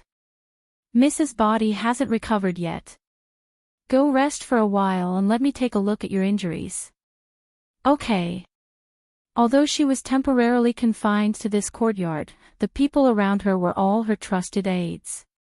It was better than being isolated and helpless in the palace. She was only temporarily away from home, so there was nothing to be dissatisfied with. With Bing Tang by Qin Yining's side, her body was effectively improved. The news that the retired emperor had sold this year's tax grain for silver had also spread throughout the imperial court. The most infuriating thing was that the emperor emeritus sold the grain but refused to hand over the money. The emperor inquired about it many times. The Emperor Emeritus was so angry that he even hit the Emperor. The Emperor thought that the money from selling the tax grain was gone. What about the money in the national treasury and internal funds? Therefore, during the imperial court meeting, the Emperor ordered a thorough investigation. The investigation wasn't serious, but the Emperor's internal funds and national treasury were basically emptied. Moreover, the whereabouts of such a huge sum of money were still unknown. The Emperor flew into a rage on the spot. The coronation ceremony was hastily completed. He casually conferred the title of Empress to Duke Ansley and simplified all the ceremonies. Then, he continued to investigate the whereabouts of the national treasury and internal funds. The next day after the coronation ceremony, the Emperor Emeritus ordered people to prepare a boat. He brought along a few old officials and a few dowager concubines who were on good terms with him and wanted to take the boat out to play. When they heard the news that the Emperor Emeritus was going to take the boat out, Qin Huaiyuan was talking with Yu Qiyan in the study room. As soon as he heard the news, Qin Huaiyuan immediately said, "No, Your Majesty, you can't let the Emperor Emeritus leave. If he leaves, we won't be able to get back the taxes, national treasury, and internal funds. The war situation is tense now, and Prince Ning was seriously injured yesterday. Which part of the army doesn't need money to fight a war? Without money, what will you use to fight a war? What will you use to protect this country? Your Majesty, the Emperor Emeritus is planning to leave this mess to you and escape with a large sum of money." This idea had been hovering in Yu Qiyan's mind for a long time. It was just that his thoughts weren't so clear and he didn't think it through so thoroughly. However, after Qin Huaiyuan pointed it out, Yu Qiyan completely understood. With a livid expression, he ordered people to prepare a horse. Then, with Qin Huaiyuan, a group of imperial bodyguards, and palace servants, he rushed to the port at top speed. Finally, he managed to intercept the Emperor Emeritus before he boarded the boat. Imperial Father. Yu Qiyan dismounted his horse and quickly walked forward, panting for breath. "Where are you going?" The Emperor Emeritus' hair and beard were all white now, making him appear much older. His pair of cloudy eyes showed a bit of resentment when he saw Yu Qiyan rushing over. "Now, it's finally your turn to tell me where I'm going. How come now that you're all grown up, you think you can meddle in my affairs?" Yu Qiyan was so angry that his whole body trembled. However, he was a well-read person after all, so he couldn't say any malicious words to his father. "Imperial Father, now that you've abdicated the throne, it's time for you to enjoy the rest of your life. If you don't stay in the palace, this son will be busy with political affairs and have no time to take care of you. How can this son fulfill his filial duties? Imperial Father, please come back with this son." Hearing Yu Qiyan's words, the Emperor Emeritus felt more confident in his heart. He sneered and said, "Since I've abdicated the throne, then the matters of the court will be left to you to manage. Whether I stay in the capital or not, it won't be of any help to you. I'm old, and your imperial mother has passed away. I'm disheartened and only want to travel the world in the future and live a carefree life. If you want to read a novel, please visit." Chapter 244. Yu Qiyan was so angry that he gnashed his teeth. The retired emperor was similarly enraged, wishing that he could swallow Yu Qiyan alive on the spot. Prince Ning purged the Emperor Emeritus and forced him to sacrifice the Empress and abdicate the throne to Yu Qiyan. In one night, he lost his favorite woman and the most important throne. How could he not hate him for killing his wife and seizing the throne? Yu Qiyan was not in a good mood at this time. How could he have such a muddle-headed and selfish father? "Father, why do you need so much money? Now that the war at the front lines is urgent, the soldiers and horses need to eat and the military supplies need money. Which one of these doesn't need money? The soldiers shed their blood on the battlefield. If I can't take out the provisions at the crucial moment, how can I convince the people? Bah! They let me down first. Why should I care about their life and death? Soldiers dying on the battlefield and being buried in horsehide is the best ending for them. Didn't they eat the provisions of my daimon when they were alive? How can you say that? Yu Yen stared in disbelief. The Emperor Emeritus was holding a grudge against the 10,000 soldiers by the Shangqing Emperor's side. He suppressed the disappointment in his heart again and said earnestly, even if you don't care about them, you still care about your reputation, right? Now, all the court officials know that the internal treasury and the national treasury have been emptied. If you continue to be stubborn, you will really offend the people. Father, it's not too late to turn back now. Even if you don't think about the war, you have to think about your reputation for 100 years. Moreover, if you don't have this large sum of money, what will happen to the people in the city if the Tiger Army besieges the city? At this point, Yu Qian's tears almost flowed down. Father, why did you sell the tax provisions? The tax provisions are enough for the capital to use for 3 years. The Emperor Emeritus didn't say a word. He just looked at Yu Qian with a cold smile. After a while, he suddenly spat on Yu Qian's face. You are a thief who usurped the throne. Now you have the nerve to talk to me about reason. Do you still want your face? That group of fools deserved it. What a bunch of idiots. Just a few words were enough to incite them to call me a fatuous ruler. How did I let them down? Now that your wings have hardened, your mouth is full of great principles. You've also learned to speak in a bureaucratic tone. What reputation and public opinion do you use to suppress others? You are a good emperor. I want to see how history will record a disobedient and unfilial usurper like you. Yu Qian's face turned red and white after being scolded. His lips trembled, and he couldn't say a word to refute. In his imperial father's eyes, he would only have this identity from now on. Could he still hope for the thin familial affection between them? The wind was biting cold, causing the banners to flutter. At this moment, there was complete silence. Yu Qian took a few deep breaths and spent a long time trying to suppress his sadness. He repeatedly told himself, "You are the emperor. You have your responsibilities. Since he no longer recognizes you as his son, what are you still hesitating for?" Even so, his voice was still trembling when he spoke again. The throne was given to me by imperial father. How can you say that I usurped the throne? I can't afford to be called a thief. When imperial father was on the throne, he was bewitched by the demon empress. How many people did he take advantage of? The demon empress dared to eat human flesh and kill innocent people. Not only did imperial father not care, you even helped her. Did imperial father forget that water can carry a boat, but it can also capsize it?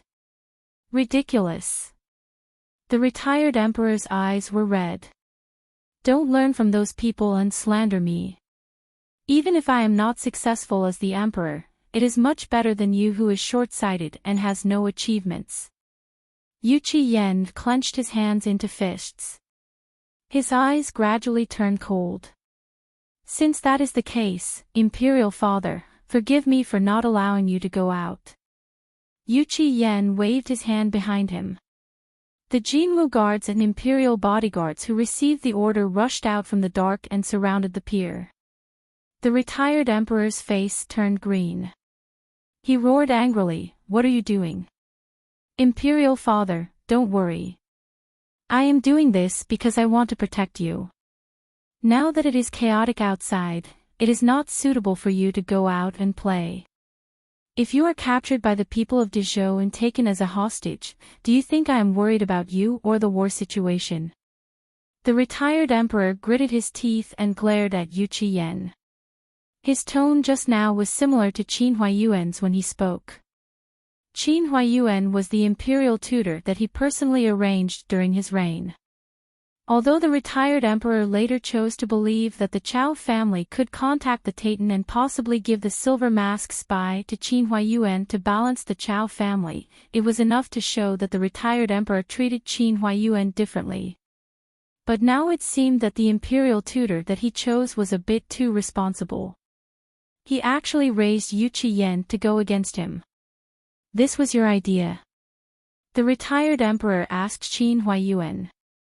Qin Huaiyuan hurriedly bowed. "I don't dare." "You don't dare?"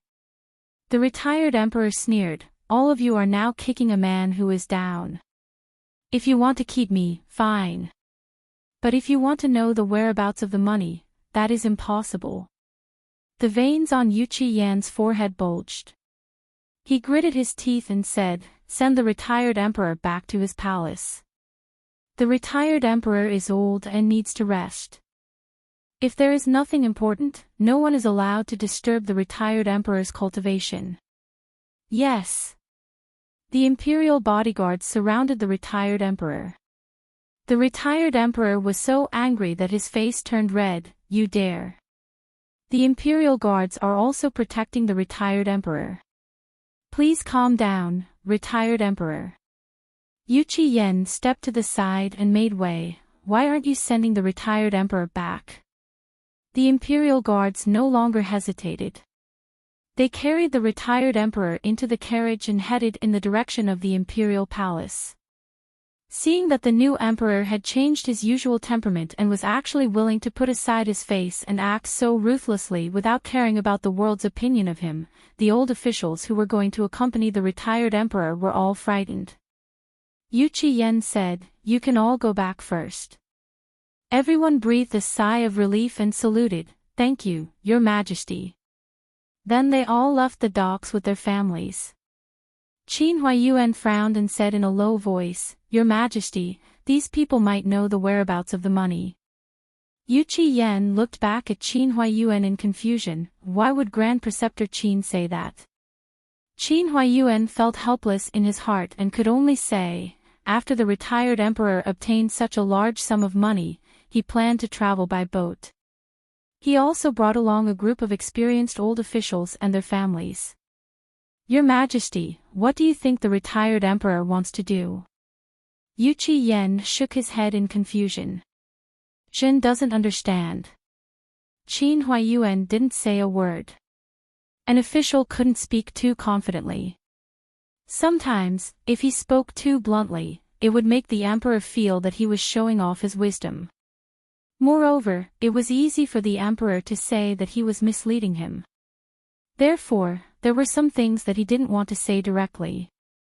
Instead, he wanted to guide the emperor to think in the right direction.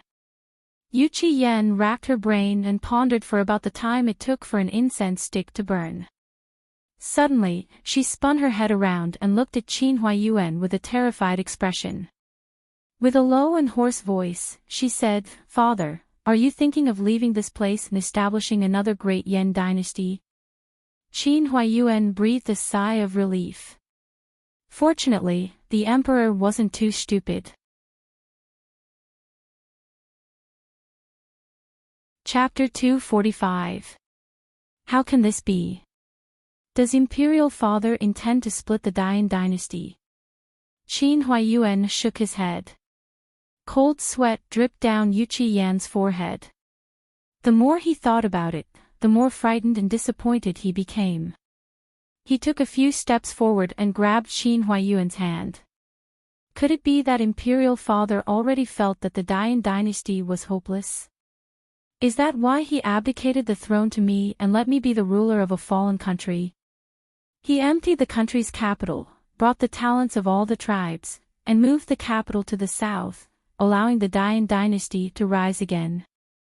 Qin Huaiyuan finally nodded and said in a low voice, "Your Majesty, please lower your voice." When the accompanying palace servants heard this, they were so scared that their faces turned pale and they lowered their heads, trying to reduce their presence as much as possible. However, Yu Qiyan didn't pay attention to Qin Huaiyuan's reminder. He just stared at him blankly. After a long time, he suddenly laughed out loud. "Ridiculous, truly ridiculous. Did I ascend the throne just to be the ruler of a fallen country? Your Majesty, please calm down. Qin Huayuan could understand that Yu Qiyan couldn't take the blow and lost control of his emotions. However, it was inappropriate for him to lose control like this. Your Majesty, you don't have to think about this right now. In any case, you've already stopped the retired emperor. The most important thing now is to find the whereabouts of the money. Otherwise, the war between us and the Tiger Army will fall into an unsolvable stalemate. Not to mention that long-term losses won't be good for the Dayan. It's too hard for the common people to be displaced during the war. Yu Qiyan was still immersed in his sadness. He didn't take Qin Huayuan's advice to heart and just walked back in a daze. Qin Huayuan frowned and sighed as he followed him. He continued to chase after the emperor and advised, Your Majesty, you should consider investigating the people who came with you first. Perhaps someone will know the whereabouts of the huge sum of money. The news that the retired emperor almost left the capital with his confidants quickly reached Qin Yining's ears. She lowered her eyes and played with the lid of the white porcelain teacup on the square table.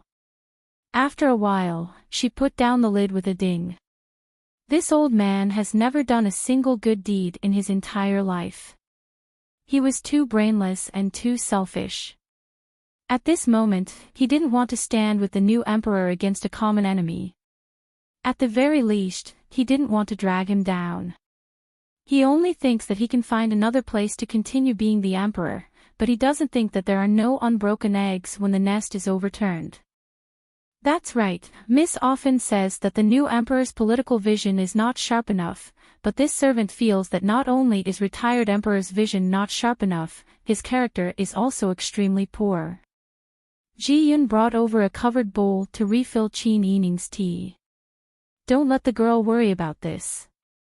You don't know how to persuade her, but you still let her do whatever she wants. Bing Tang came in with the medicine and frowned. You haven't even recovered yet, and you're already worrying about these things. Do you think that bleeding is a small matter? There will definitely be scars on your shoulders.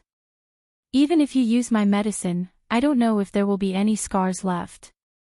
Now that you have the opportunity to cultivate in seclusion, why don't you take advantage of this opportunity to recuperate? It's better to not get involved with the outside world. Yes, yes, yes. I'll listen to you, Dr. Tang. Qin Yining was almost scared of Bing Tang's bitter medicine these past few days.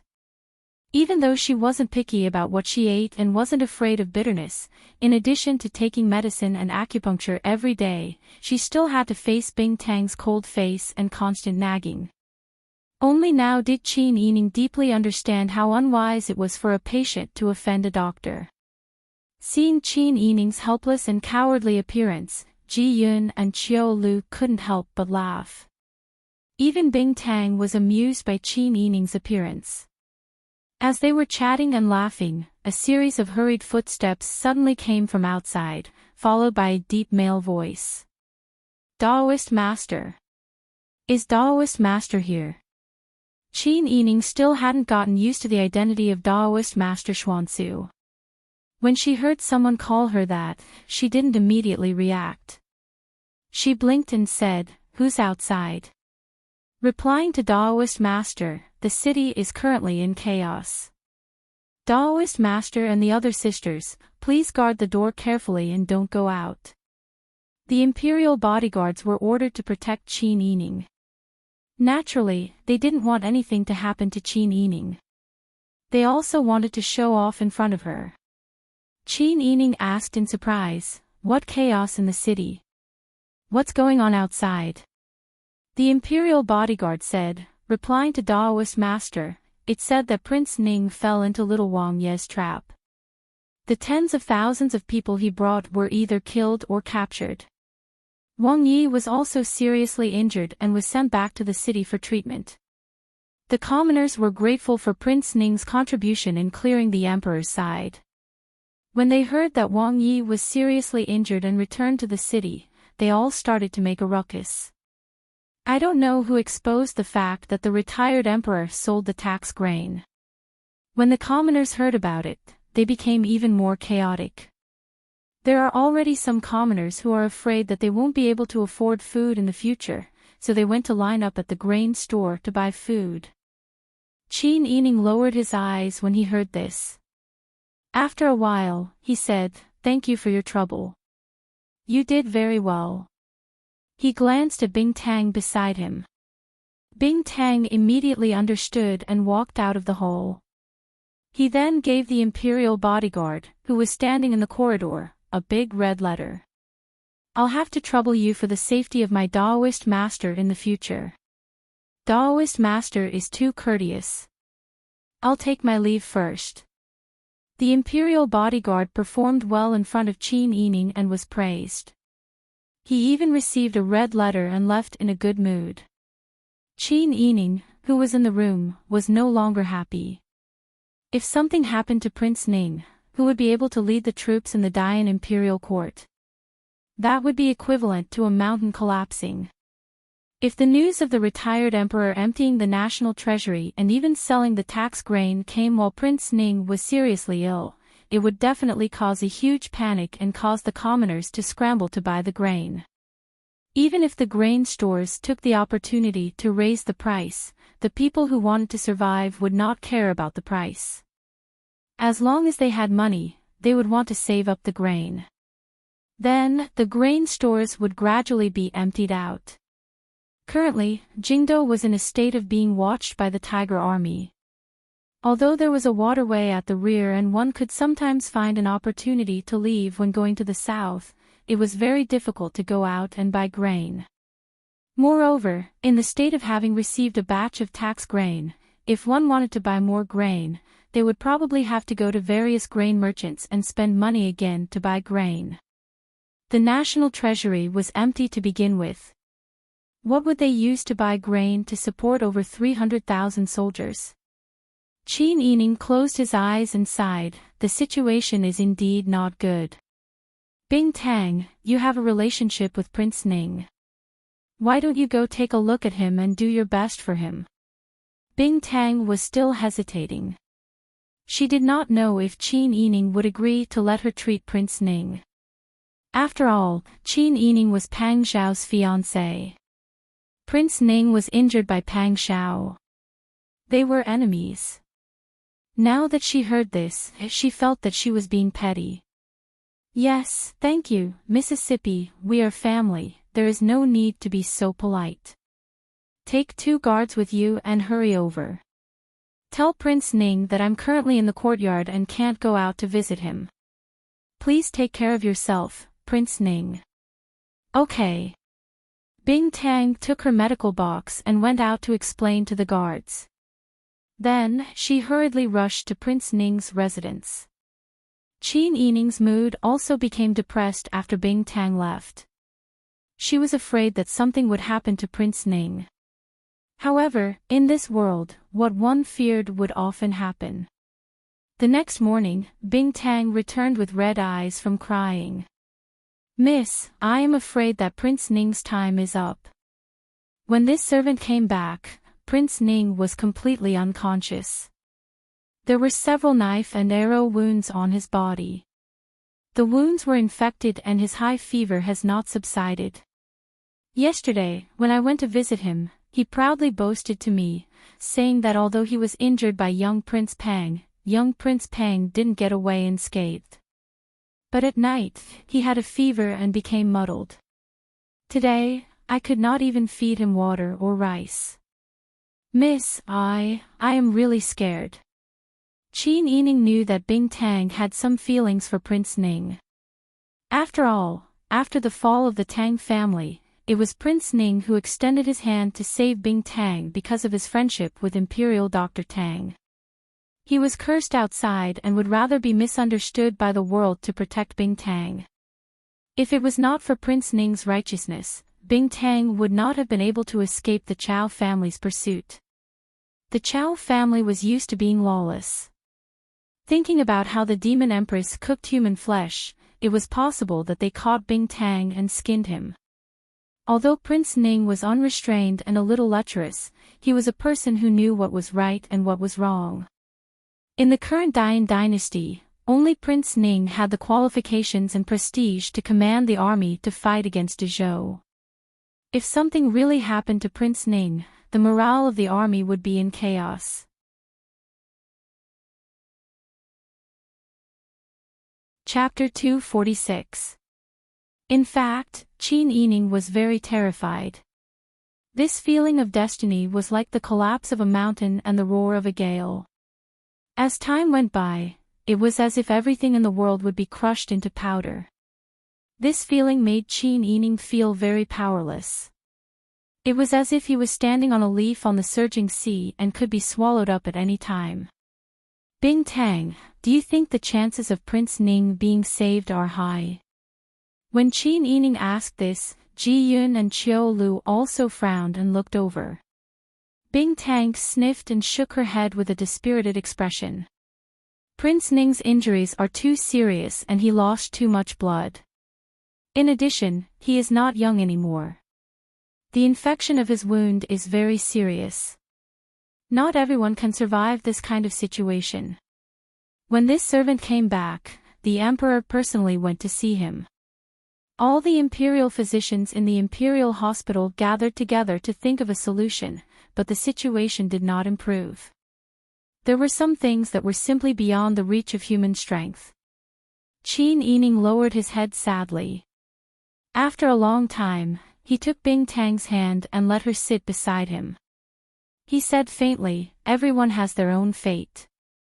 Some things will happen, just like how everyone will be born, grow old, get sick, and die.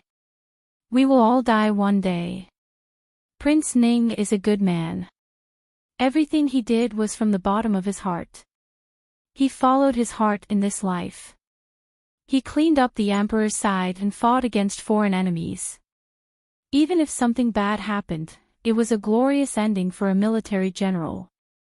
Everything he did not lose his integrity as a member of the imperial family. He is a hero, not a coward." Bing Tang nodded with tears falling down her face. "This servant knows. To be honest, I was born in a medical family and learned medical skills from a young age.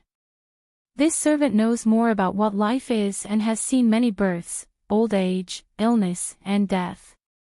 Most of the time, I don't feel sad when I see these. But this time, seeing Prince Ning dying, I realized that I still can't harden my heart. Although he did some things wrong, he is a good man in general. He is worthy of the word human."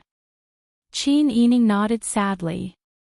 Qiu Lu and Ji Yun were also very sad. "I still can't go out. You go take care of Prince Ning. He has done you a favor. As a person, you can't be ungrateful. What's more, wasn't Prince Ning still fine? If you do your best to treat him, you might be able to see a miracle." After a while, Qin Yining pulled himself together and encouraged Bing Tang.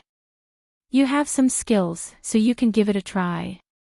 If you don't succeed even after trying your best, then don't regret it." Bing Tang nodded heavily and wiped his tears. His gaze became much more determined. "All right, I'll take a look at Miss first. If there's nothing serious, I'll go to Prince Ning's mansion after the prescription is written. Your body is still weak. The loss of blood this time has damaged your foundation. You won't be able to recover in a short period of time. You have to pay attention to your recuperation." "I know." Bing Tang checked Qin Yining's pulse carefully and checked the wound on her shoulder. She changed the medicine again. After making sure that everything was fine, she left the yard for Prince Ning's mansion. In the evening, Qin Yining went to bed early in the morning. He reclined on a soft, light blue pillow and hugged Airbai as he lay on the bed in a daze. Only then did Ji Yun approach him hesitantly. Mississippi, Qin Yining turned around and saw Ji Yun standing outside through a thin layer of gauze. He smiled and said, "Come in and talk, in case there are mosquitoes." "N. Ji-yun nodded and carefully closed the screen door. She stood beside Qin Yining. Qin Yining asked, "What's wrong? You seem to have a lot on your mind today." Ji-yun hesitated and said, "I do have some questions. Please don't be angry." Qin Yining saw her like this and said with a smile, "Do you want to ask me about Pang Jishi?" Ji-yun looked at Qin Yining in surprise. After a while, she nodded and said, "Yes, Mrs. Guess is very accurate. How could I have guessed it correctly? Your thoughts are written all over your face." Qin Yining sat up straight and said, "Actually, I won't hide it from you. I've been thinking about him for the past 2 days. Previously, I was also confused and didn't know what was the right thing to do when I was stuck in the middle. For example, Prince Ning was injured by him. If I were to side with him, would I not have asked Bing Tang to treat Prince Ning's illness? If he knew that I asked Bing Tang to treat Prince Ning's illness, would he be angry?" Ji-yun nodded with every sentence she said. "Miss, I don't have any other intentions. I just feel that you are in a difficult position. I also felt that it was difficult at first, but I've thought it through now." Qin Yining stroked Airbai's soft fur and said, "He is a smart person. From the first day he approached me, he already knew that we were enemies. Even so, he still took the initiative to approach me. This shows that he knows what to do. Moreover, he told me that I don't need to care about these things. He will take care of everything. I only need to focus on being Miss Family Qin. So, I believe in him." She believed that he wouldn't be angry and that their hearts were connected. "Miss, I don't understand." Ji-yun furrowed her brows. Qin Yining said, "I only need to do what a family Qin's daughter should do. I am a family Qin's daughter. My father is from the Yen dynasty. Therefore, the prerequisite for me to be a family Qin's daughter is to be a Yen dynasty citizen. I won't harm the Yen dynasty's citizens for Pang Jishi. When it comes to war, it depends on each person's ability. But miss, what if Wang Yi wins? You will be scolded by the Yen dynasty's citizens for being with him, right? What if Wang Yi defeats them? Won't he blame your father or you? These situations can happen, but so what?" Qin Yining chuckled. "I am still me. He is still him. From the first day we met, we already knew that this day would come. Since we were already mentally prepared, what is there to worry about? National affairs are national affairs, and feelings are feelings. I can clearly distinguish between them, and Pang Jishi should also be able to clearly distinguish between them." Ji-yun carefully pondered over Qin Yining's words. After a while, she understood what she meant and nodded. "Miss is an open-minded person. I can't compare to you. To be honest, I really envy Miss's temperament. How am I open-minded? I am open-minded, that's all." Qin Yining smiled helplessly. "Things have already happened, and we can't change reality. The only thing we can do is to follow the will of heaven and do our best to follow our hearts. Can't you see it? A person's life is like that. A lifetime will pass very quickly. If you can hold on to it now, don't let go. Since Pang Jishi and I have already come to this point, I won't hold a grudge against him because of the grudge between our country and me. I won't deliberately set him up. If I really had such thoughts, I wouldn't have agreed to be friends with him from the very beginning. As for our positions, we are indeed enemies. Perhaps there will be times when we can't directly confront each other, but I will only fight with him fair and square." Ji-yun's face was a bit hot. She was indeed a bit worried that Qin Yining would use her identity to scheme against Pang Xiao. After all, Pang Xiao didn't guard against Qin Yining. If she was wholeheartedly devoted to her country and deliberately schemed against Pang Xiao, it would be difficult for Pang Xiao to escape from her trap. She didn't directly ask, but Qin Yining sensitively answered her question. Qin Yining saw her like this and only smiled faintly. I have always believed that people can play politics and scheme, but they can't play with feelings. Especially the feelings of a person who truly cares for you. Miss is extremely right. I have been thinking too much. What are you saying?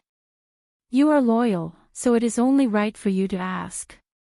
Ji Yun couldn't help but smile when she heard this. She changed the topic and said, right now, your 100 disciples have already moved in, and the main hall in front has also been renovated. His Majesty's intention is that the front courtyard can be opened tomorrow. I believe that there will be rumors outside that many pilgrims will come to pray for blessings. Fortunately, there are still 100 obedient disciples who can deal with the people outside. I can't be bothered to deal with them at the front. Moreover, I am not a saintess or a Taoist nun. When the time comes, I am afraid that I will be exposed if I speak. Miss is so smart. Even if you casually speak nonsense, the commoners will also believe it. Ji Yun was a little worried. This matter is very difficult to handle. Young lady is the Xuanzu Daoish that was personally conferred by the emperor. If you are unwilling to appear, I'm afraid that you will offend the emperor. If you appear and say something bad, it will also be bad for your reputation.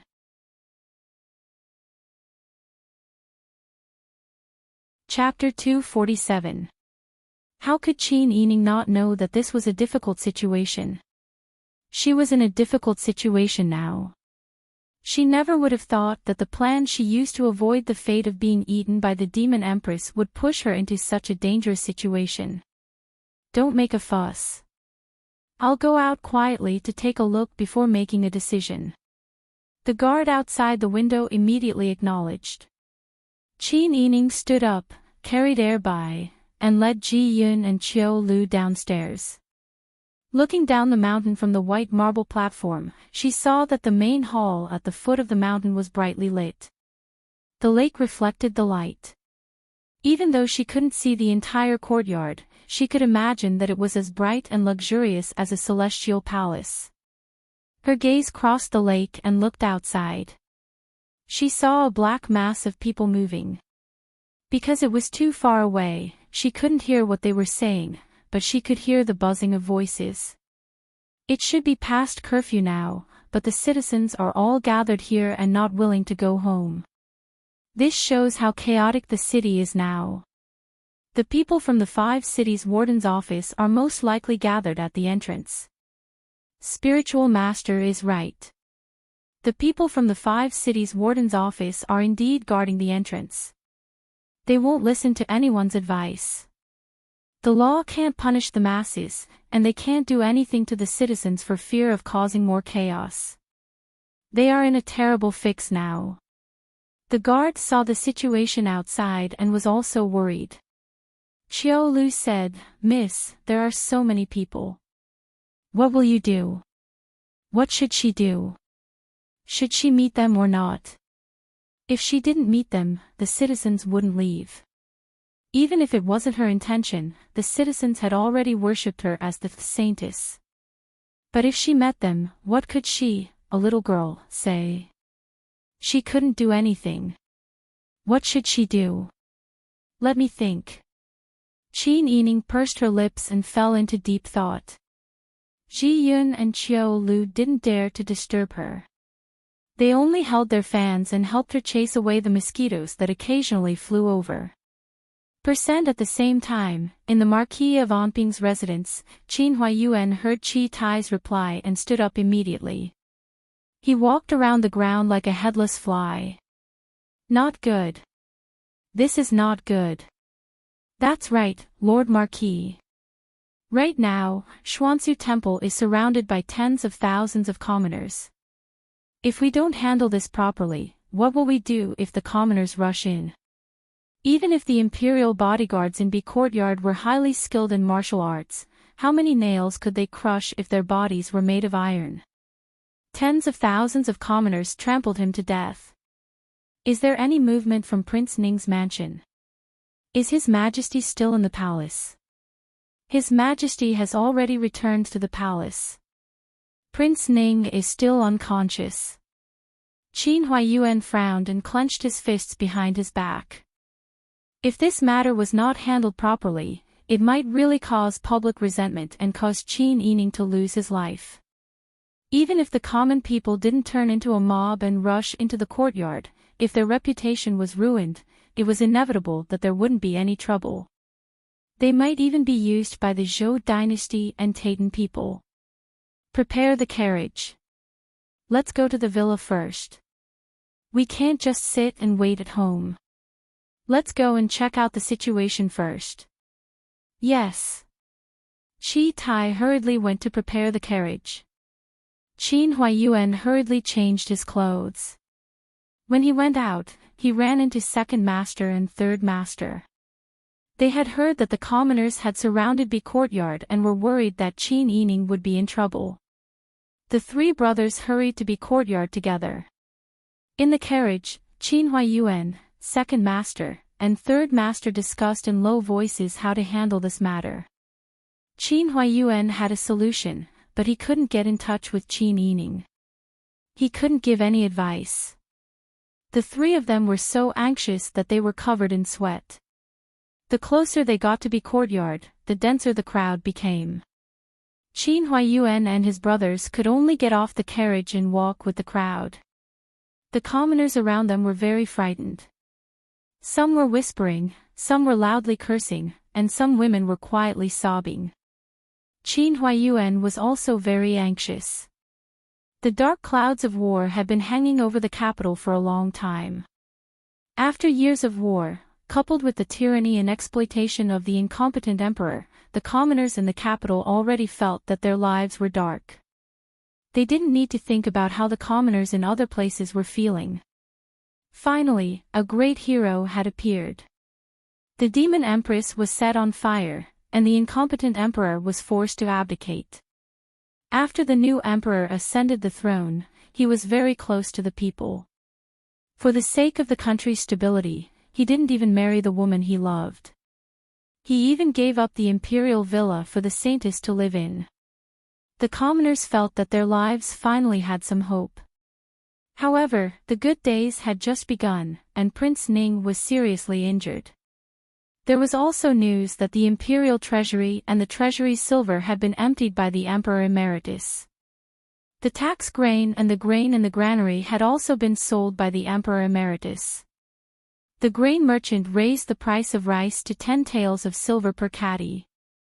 This confirmed the reality that the national granary had no grain. Who could afford to eat rice that cost 10 taels of silver per caddy? The drought, the chaos of war, and the fact that they would soon run out of food caused a huge panic to envelop the capital. The tens of thousands of commoners no longer feared the warden's office of the 5 cities. They no longer cared about the rules of the curfew.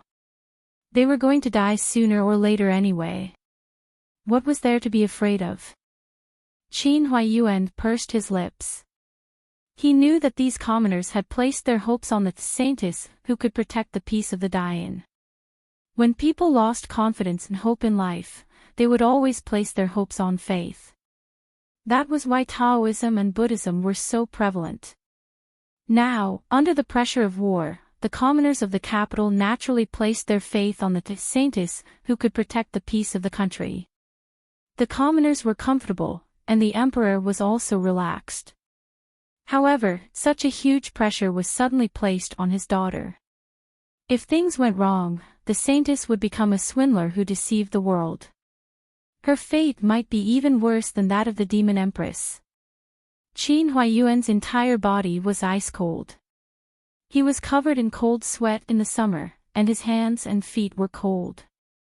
He never would have thought that things would develop like this. Qin Huaiyuan hated his own incompetence like never before. He wished that he could grow wings and fly into the side courtyard to discuss with Qin Yining what to do. Qin Huaiyuan and his 2 brothers arrived early. Behind them, countless commoners swarmed forward. At this time, they had already surrounded the main gate of the side courtyard.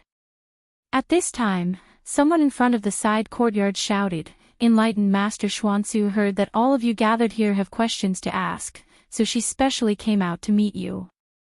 Now, she is in front of the main hall. Instruct everyone to not crowd when the door is opened. Enter in an orderly manner. The space of the Xuanzu temple is limited. I'm afraid it can't hold too many people. Therefore, enlightened Master Xuanzu's words today will be passed on to the people outside later. Everyone, don't be anxious.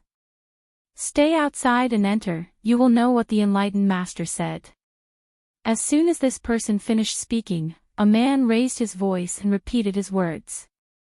There were also people who organized themselves in an orderly manner. Everyone, don't crowd. Don't cause a stampede. Enlightened Master Xuanzu is the saintess. Everyone, don't offend the saintess. Please enter the Xuanzu temple in an orderly manner.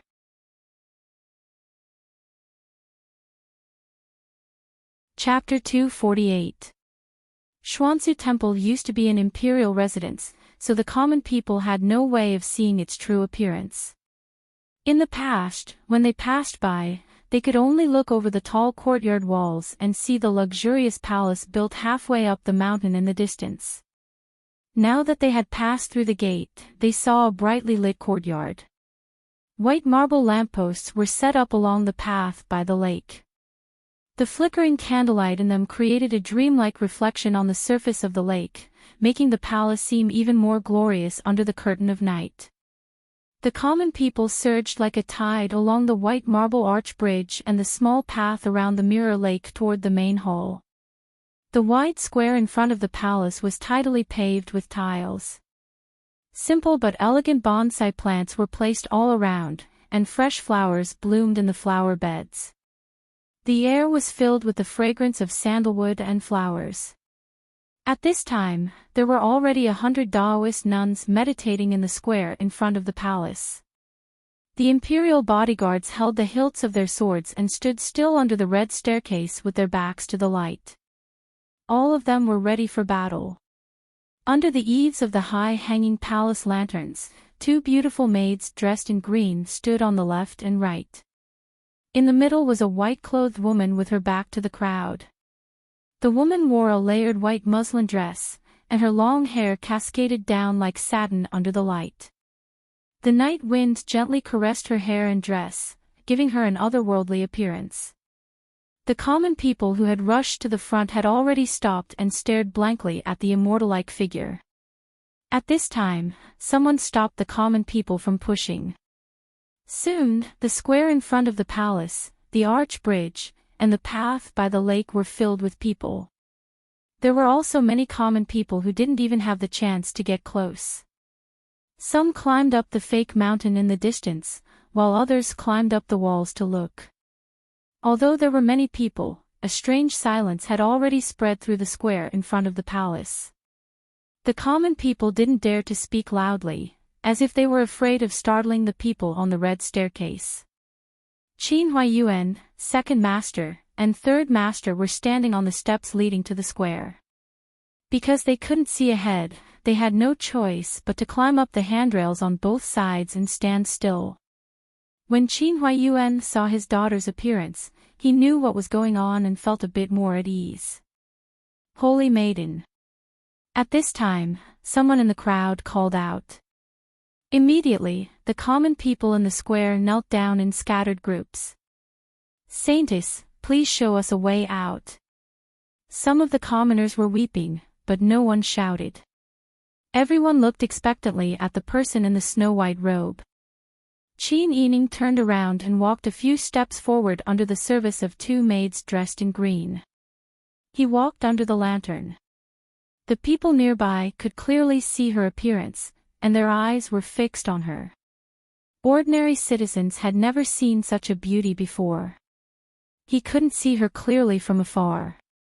He could only see that she was dressed in white, and she seemed to be holding a furry little thing in her arms. Upon closer inspection, it was actually a snow-white little rabbit. With Tian Jizi's approval, and now seeing such a person in person, the people were even more convinced of her. Standing in front of the magnificent hall, the sense of mystery and holiness was even stronger than before. This little girl is not talented and is only a woman. To be able to obtain the emperor's trust and follow the imperial edict to pray for the country is truly a blessing of 3 lifetimes. All day long, I can only contribute my meager strength. Today, to be able to see all my fellow villagers, it is truly an honor. May I know why everyone has come here today? The courtyard had its back to the mountain and faced the water. When it was built, it was considered that some ceremonies would be held, and the emperor would give a speech. As such, the building was very well built. Qin Yining didn't shout herself hoarse, and the common people near the square could clearly hear her voice. The sense of holiness was even stronger. At this time, a woman gathered her courage and asked, "Holy Maiden, do you think we can survive? The heavenly Tao is a cycle. Everyone's fate is determined. However, the heavens are virtuous and always leave people with a chance to live. As long as you persevere, you will definitely see hope." When the common people heard this, their expressions changed, and some hope appeared in their hearts. Some people whispered in each other's ears, but the atmosphere became lively. Another person asked, "Holy Maiden, will we be able to defend the capital? The current emperor is a wise ruler, and the soldiers guarding the capital are all hot-blooded men who wholeheartedly serve the country. As long as everyone is of one mind, doesn't panic, doesn't cause chaos, doesn't do anything that will endanger the dying court, and doesn't add additional burdens to the soldiers guarding the capital, I believe that as long as we do our best, even if the process will be difficult and bumpy, the result will definitely be good, and everyone will definitely be able to survive." When these words were spoken, the common people's faces finally showed a smile. Their greatest fear was that the mountains and rivers would shatter, and they would lose their homes. To put it bluntly, everyone was afraid of death. Now that they heard their Holy Maiden say that as long as they did their best, everyone would be able to cross this hurdle, and their hearts were finally at ease. In the crowd, second master and third master were dumbfounded. They didn't know that their niece was actually a swindler, and that she was able to suppress such a large crowd. Qin Huayuan finally felt relieved. From the beginning, he was worried that Qin Yining would appear timid in front of so many people. His otherworldly temperament would naturally be discounted, and the words he said would not be convincing. In fact, Qin Yining's words were just a cliché. Although he said it in a dignified manner, in reality, there was still room for negotiation. In the end, regardless of success or failure, the fault would not be on her head. However, in the hearts of the common people, she was the holy maiden who could protect the country. With the power of faith, when they looked at her, they felt that she was much more sacred. Qin Yining deliberately created such a fairy-like environment. In the eyes of a group of common people who had not seen much of the world, her appearance and clothes, as well as the environment, naturally had a great impact on the common people who had not seen much of the world. Qin Huayuan nodded. It seemed that his daughter had already understood the key to the current situation. Since she had already been labeled as the saintess, she could only maintain this identity. If she was pulled down, she would only die a horrible death. Holy Maiden. Another old man asked in a trembling voice. It said that the Emperor Emeritus sold all the grain from the national treasury in taxes. There's no more grain in the granary. We, the common people, don't have much grain in our homes. However, the unscrupulous merchants sold the grain at 10 taels per caddy. Holy Maiden, can you punish the unscrupulous merchants and make them hand over the grain? That's right, Holy Maiden. The unscrupulous merchants are too hateful. The common people all began to curse the grain merchants. Although they hated the Emperor Emeritus's actions, no one dared to curse the Emperor Emeritus in front of his face. Qin Yining was now in a difficult situation because of this matter. The stakes were too complicated, so she could not explain it to the common people. Moreover, if she wanted to solve the grain problem, she needed the Emperor's cooperation. Therefore, she smiled and said, I already know about this matter. Tomorrow at 9 in the morning, I will set up an altar here and ask the heavens. I believe the heavens will definitely give me an answer. The common people were in an uproar when they heard this. Their holy maiden was going to ask the heavens for their grain problem. Since she could ask the heavens, she must have real ability. She was indeed a holy maiden who could protect the safety of the nation. The common people were pleasantly surprised and their panic disappeared. They all kowtowed and said in unison, Thank you, holy maiden. Seeing the common people like this, Qin Yining quietly sighed. She carried air by and led Ji Yun and Qiu Lu into the main hall. An imperial bodyguard came forward to organize the common people to leave. He said loudly, Everyone, don't push. Walk slowly. Qin Huayuan, second old master, and third old master stood in the corner. They finally sighed in relief when they saw the common people obediently leave like the tide. My niece is not ordinary. She can even control the situation in front of tens of thousands of people. If it were me, I would have been stunned long ago. Second old master patted his chest.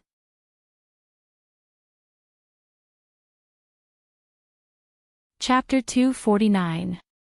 Qin Yining returned to the rear hall halfway up the mountain. Her face was deathly pale as she breathed a sigh of relief.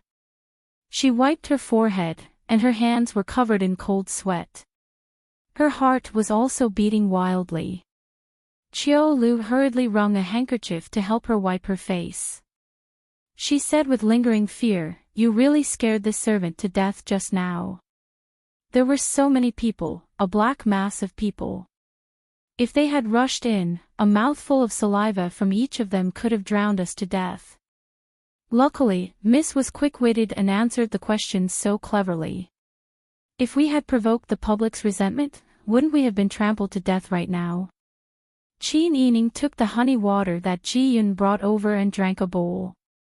Only then did she feel alive. I'm quick-witted. I was so nervous that I almost died. Putting down the white porcelain bowl, Qin Yining stroked her chest and said, Do you think it's so easy to pretend to be a swindler? In that kind of situation, I had to weigh every word carefully, not daring to say a single wrong word. Moreover, I had to act like a saintess. However, you all know best what kind of person I am. How could I have the aura of an otherworldly immortal? I had to think of what to say, and what actions to take. Fortunately, I had already guessed some of the questions they were going to ask. Otherwise, I wouldn't have known what to do. Isn't that so? When I was supporting Miss was constantly trembling. It made me so nervous that I also trembled. Ji Yun smiled bitterly. How did Miss predict that they would ask those questions in advance? This isn't difficult. At this critical juncture, I can still guess what the public is concerned about. Just as Qin Yining was speaking, a guard came in from outside. Replying to Reverend, people from the Marquis of Onping's estate have come. Qin Yining was delighted to hear this and hurriedly said, Quickly invite them in. She hastily went downstairs with Ji Yun and Qiu Lu. Upon seeing Qin Huayuan, second old master, and third old master, Qin Yining smiled happily. Not only were their clothes drenched in sweat, but they were also wrinkled like salted vegetables. Qin Yining knew that the three of them must have been huddled together with the crowd just now. They must have heard the news and rushed over to the villa. Qin Yining bowed emotionally. Father, second uncle, third uncle, it's so late. I had to trouble you to make this trip. You're welcome. Third old master and third old master. S throat and my throat. F. Yining, in.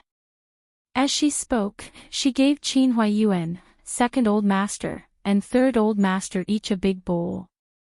Qin Yining stood to the side, holding a jug to refill their cups. He helped his father and two uncles drink half a jug of iced sour plum soup before they put down their bowls. We rushed over as soon as we heard the news. Unfortunately, there were too many people, so we had to abandon the carriage and walk along with the crowd. Father saw your performance just now. You did very well. Qin Huayuan smiled. Qin Yining blushed and said, Father and uncle saw it. I was just putting on an act. Second old master laughed and said, You pretended well. You pretended quite well. You were even hugging a little rabbit. Under the light, you look like Chang Yi. The commoners have never seen such a scene before. Just by looking at your appearance, they were already intimidated. That's right. It's very good that you're like this. Otherwise, no one would believe your words. Third old master also said. Qin Yining said, It's precisely because I was afraid that my words wouldn't be effective that I came up with this plan. In any case, we managed to deal with the crisis for the time being. You said that you were going to set up an altar to inquire about the heavens tomorrow. What are you going to do when the time comes? Qin Yining smiled bitterly. How would I know how to set up an altar? I don't know anything. When the time comes, I can only ask a proper Taoist priest to teach me. I believe that if I follow the steps, I won't make a fool of myself. As for how I'll give the commoners an explanation, that will still be up to His Majesty.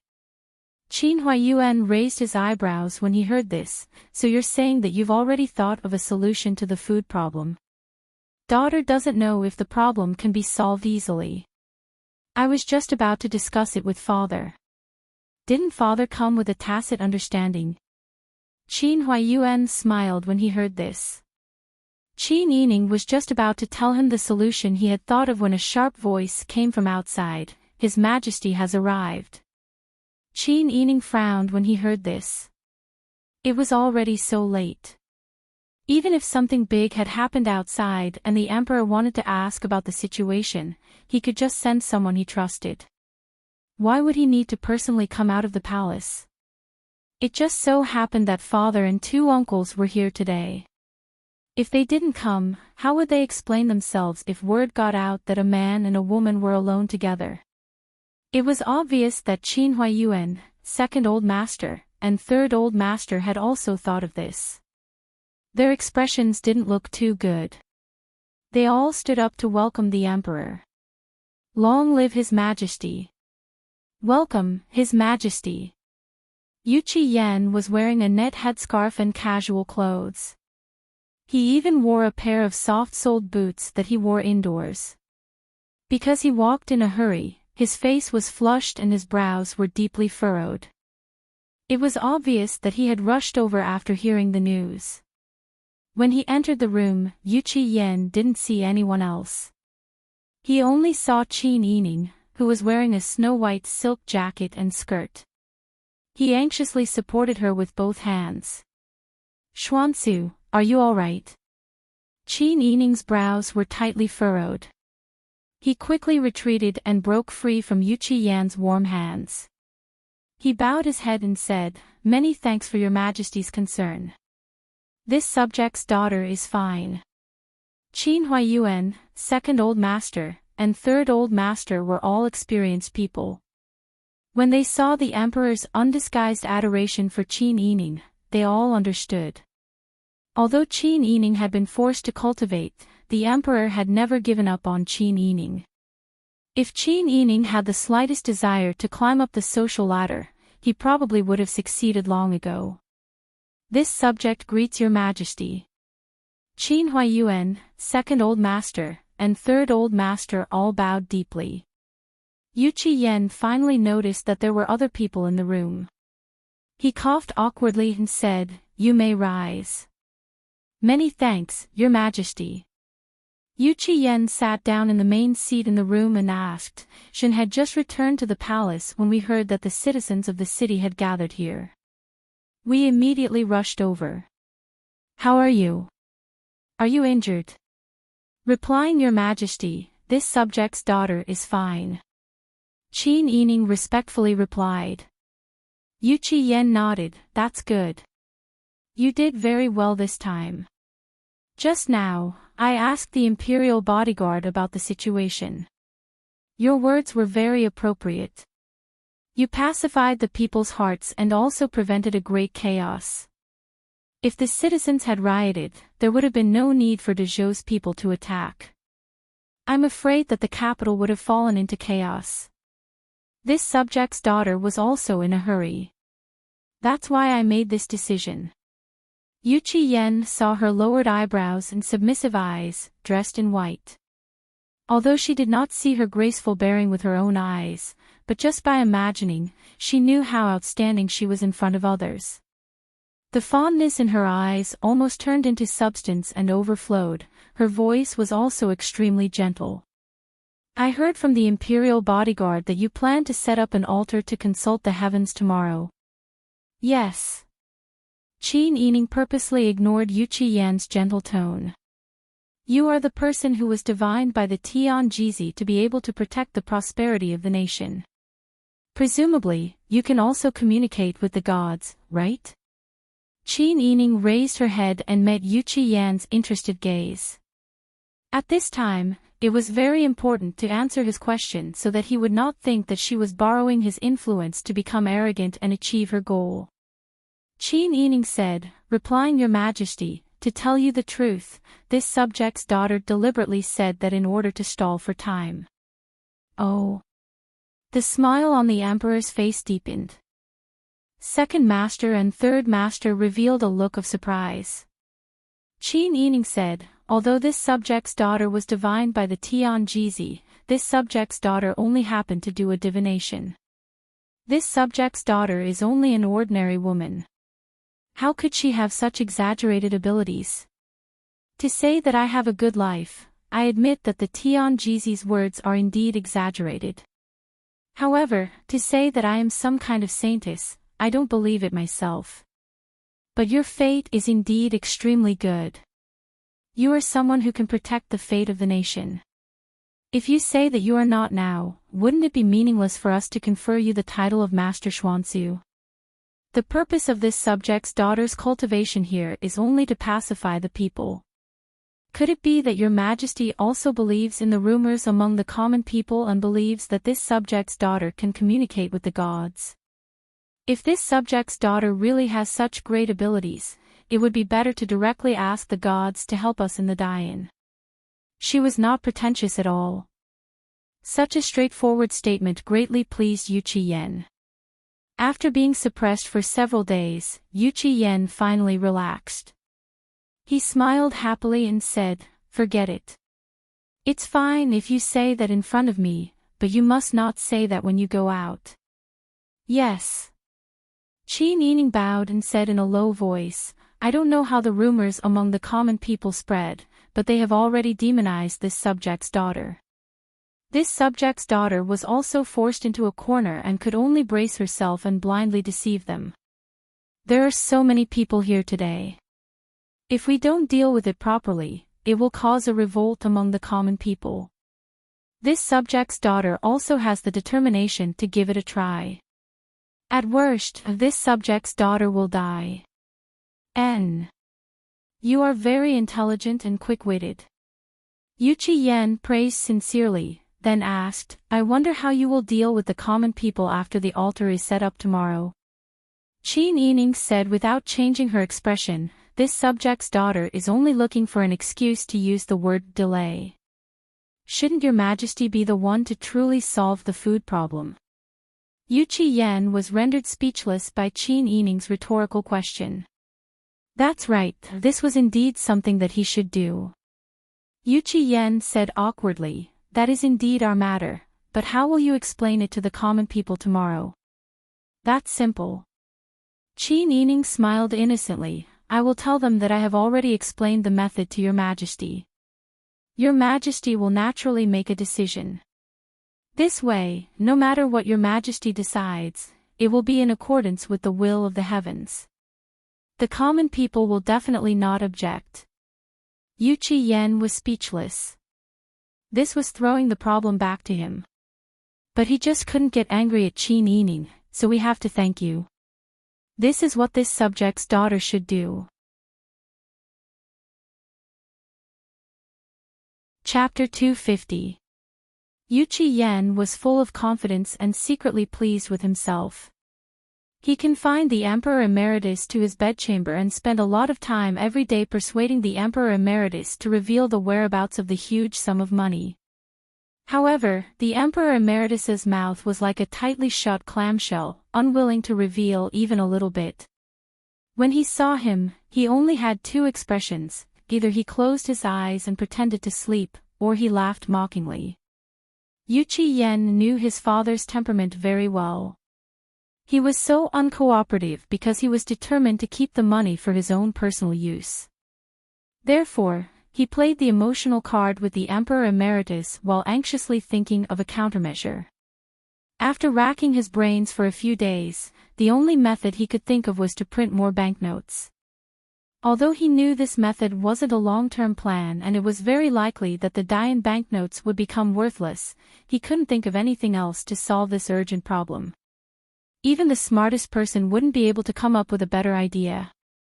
Unexpectedly, after Yu Yen finished speaking, he didn't see the surprise on Qin Huayuan and Qin Yining's faces that he expected. Beloved Minister Qin, do you think this method of ours will work? Qin Huayuan muttered to himself for a moment and said, Your Majesty is wise. This method can be considered a good idea. Qin Yining lowered his eyes and was a little surprised by his father's words. However, after thinking about it, he understood. It seemed that his father was well versed in the ways of an official. When talking to the emperor, the first thing he had to do was to make the emperor happy. Only when the emperor was happy could the following advice be carried out smoothly. There was no need to suddenly throw out the method and let the emperor feel the gap between their wisdom. It wasn't a good thing to let the emperor feel that he couldn't compare to his officials. What Qin Huayuan needed to do was to guide the emperor step by step in the right direction and not force his own ideas onto the emperor all of a sudden. Qin Yining secretly admired his father in his heart. He really had endless experience from his father. Yu Yen heard the tactful meaning in Qin Huayuan's words and lowered his head in embarrassment. We are also racking our brains.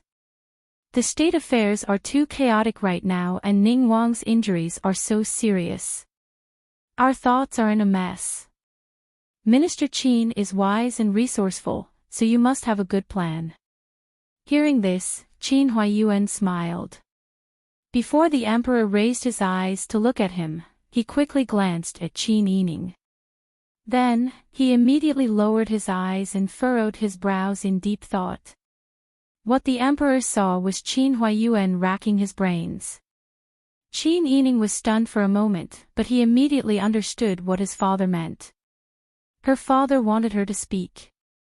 Although they had never discussed it before, with her father's wisdom, whatever she thought of, her father would certainly have thought of as well.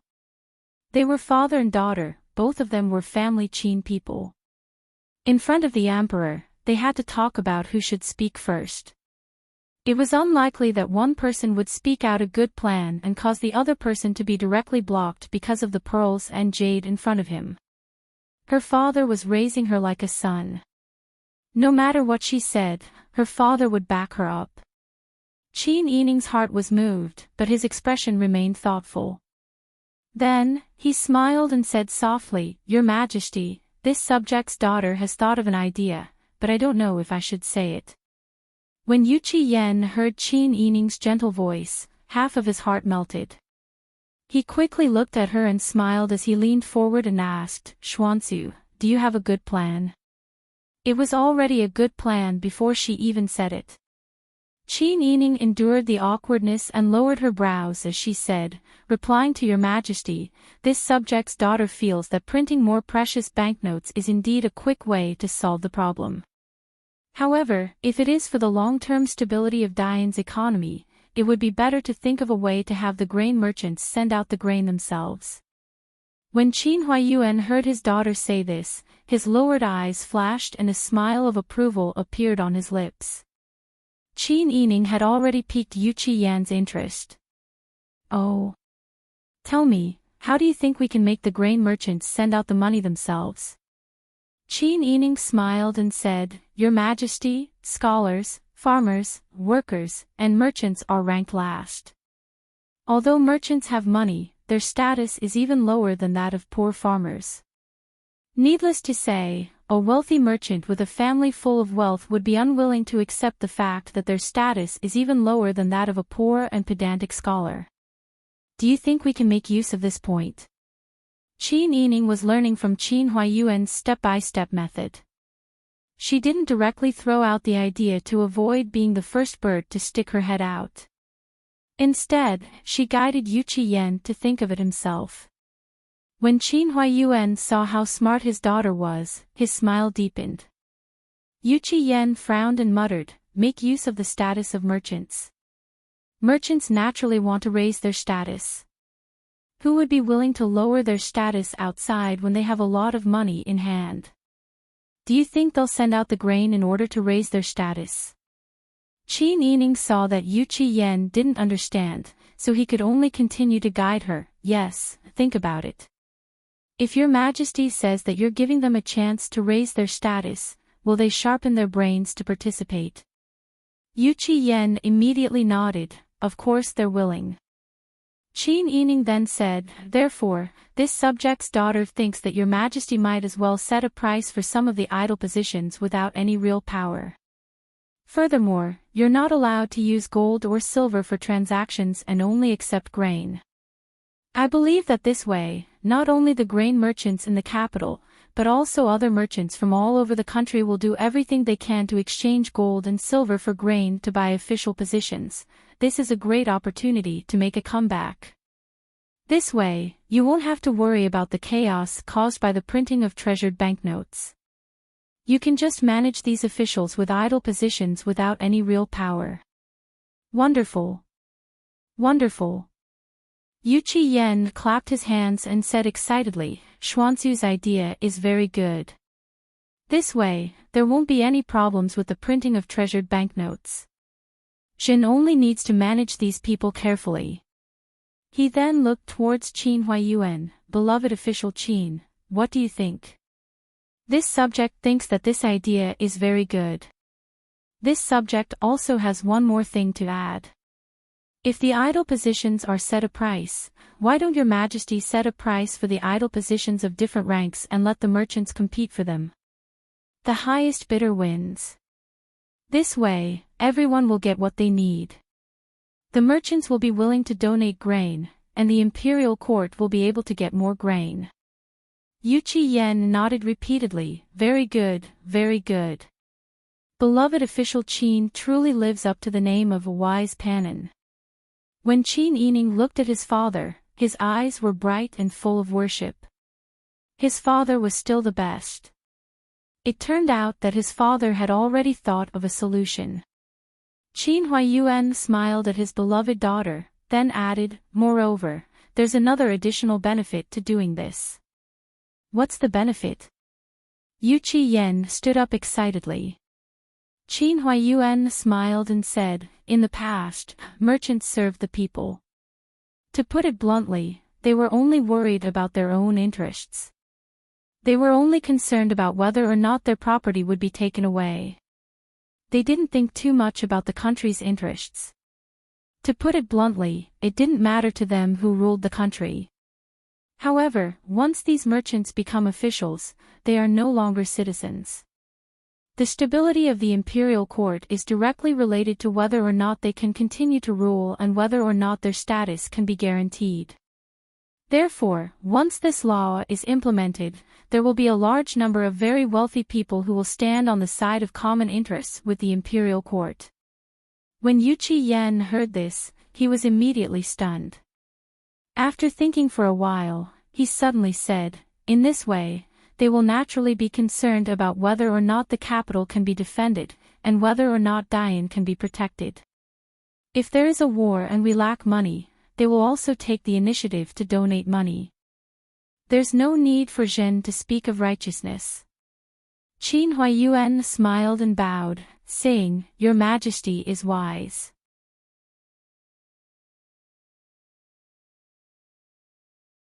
Chapter 251. Yu Qian excitedly spun around a few times, then grabbed Qin Huaiyuan's shoulders and patted him hard. Beloved official Qin, Zhen thanks you. On behalf of the people of Dian, Zhen thanks you for your brilliant plan. Qin Huaiyuan hurriedly knelt down and bowed deeply. This official doesn't dare. As a Dian official, this official naturally has to think for the people of Dian. This official only did a little bit of my meager strength. How can I let your majesty do this? Your majesty is the ruler of a country, and you need to take care of the entire world. It wouldn't be an exaggeration to say that your majesty is busy every day. To be able to share one of your majesty's burdens is this official's honor. Qin Yining also knelt down and listened to his father's words. In his heart, he secretly remembered his father's flattering words. However, the emperor felt a wave of warmth in his heart. His efforts and contributions were acknowledged and understood. This was something that couldn't be happier. When he looked at Qin Huaiyuan, other than being a virtuous official and a good teacher, there was also a sense of mutual appreciation. Beloved official Qin, please rise. Then, he looked at Qin Yining with great praise. Xuanzu has been taught by beloved official Qin. She is the most intelligent woman in this dynasty. Qin Yining hurriedly bowed. This official's daughter doesn't dare. This official's daughter hasn't seen much of the world. I only know a few things about needlework. How could I dare to receive such praise from your majesty? When the emperor heard this, he couldn't help but shake his head and laugh. He knew that he wasn't proficient in court affairs. Sometimes, when he looked at things, he couldn't see things as accurately as Qin Yining. If Qin Yining only knew about needlework, then wouldn't he not know anything about needlework as well? However, the emperor wasn't a paranoid person and didn't think too much about it. With a solution, Yu Qian felt much more relaxed. He then discussed with Qin Yining the matter of setting up the altar tomorrow. After the discussion, Yu Qian and Qin Huaiyuan left together. Qin Yining escorted him to the door. When they reached the Chuihua gate, Yu Qian didn't forget to turn around and say, "You should go back quickly. There's no need to escort me. There are many flowers and trees here, so there must be a lot of mosquitoes. Later, I will instruct them to make a large veil to cover the entire loft." When eunuch Liu, the palace servants accompanying him, and the imperial bodyguards in front of the door heard this, the way they looked at Qin Yining was different. They were even more respectful than before. On the other hand, Qin Huaiyuan, second old master, and third old master were all upset. By doing this, could it be that the emperor wanted to treat their family's daughter as a fan? After Yu Qian left, Qin Yining, Ji Yun, and Qiu Lu went back to rest early. At this time, in Fengyi Palace, Empress Li Yanyan was wearing a red nightgown. She was sitting cross-legged on the Arhat bed by the window in a daze. Li Mama, who had accompanied her in marriage, advised her in a low voice, "Empress Nyangnyang, don't think too much. His Majesty must have rushed over because there are too many commoners at Xuanzi Temple. He was worried that there would be trouble. No matter how beautiful that little hussy of a family Qin is, she is now a layperson. Moreover, she was personally conferred the title of layperson by His Majesty. What kind of trouble can she cause? No matter what, you are now His Majesty's only empress." Li Yanyan's white hand stroked the long hair that fell in front of her chest. Her eyes were full of sadness and resentment. Although that's the case, His Majesty's heart is still with that woman. Since the selection of consorts, Ben Gong has seen His Majesty's special treatment of the Qin clan. Ben Gong originally thought that I was only destined to be an imperial concubine. I didn't have the life to compete with the Qin clan. However, the heavens took pity on me. Ben Gong became the empress and became His Majesty's only legitimate wife. Since the heavens have given Ben Gong such an illustrious husband, why did they let him refuse to change his heart even after the wedding? Li Yan thought of His Majesty's delicate features, elegant demeanor, and gentle smile. Her heart felt warm and sour. Then she thought of how the two of them were about to go to bed. Just as they were about to be intimate, an eunuch suddenly came to report that something had happened at Xuanzu Temple. Then His Majesty abandoned her without saying anything and left. Li Yan's burning heart felt like it had fallen into an ice hole. His Majesty wasn't just her husband. She knew that His Majesty didn't belong to her alone. However, it was fine if the imperial concubines in the palace fought with her. How could she allow a layperson to fight with her? She picked up the mirror and looked at her gentle features under the light. Then she thought of Qin Yining's beautiful appearance that made her, a woman, greedy to look at him. Her heart was sour and jealous. Even if she had a good impression of Qin Yining before, it was gone now. It seems that Ben Gong needs to let His Majesty know her identity. Hearing this, Li Mama smiled and said, Nyang is the mother of the country.